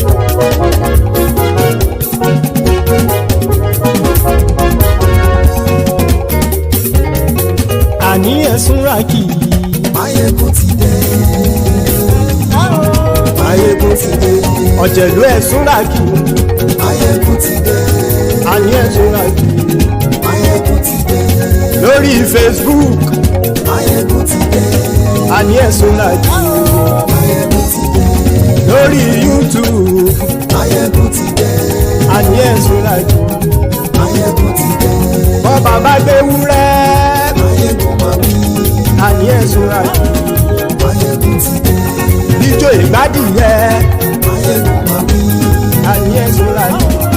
Maiyegun ti dé. pẹ̀sìdó bá rúfin o. Maiyegun máa wí. àní ẹ̀sùn ràkì. Maiyegun ti dé. bí gómìnà gbowó jẹ. Maiyegun máa wí. àní ẹ̀sùn ràkì. Maiyegun ti dé. ọlọ́pàá tí ń gba rìbá. Maiyegun máa wí. àní ẹ̀sùn ràkì. Maiyegun ti dé. aṣòfin tí ń rúfin o. Maiyegun máa wí. àní ẹ̀sùn ràkì. Maiyegun ti dé. òpùrọ́ olóṣèlú. Maiyegun máa wí. àní ẹ̀sùn ràkì.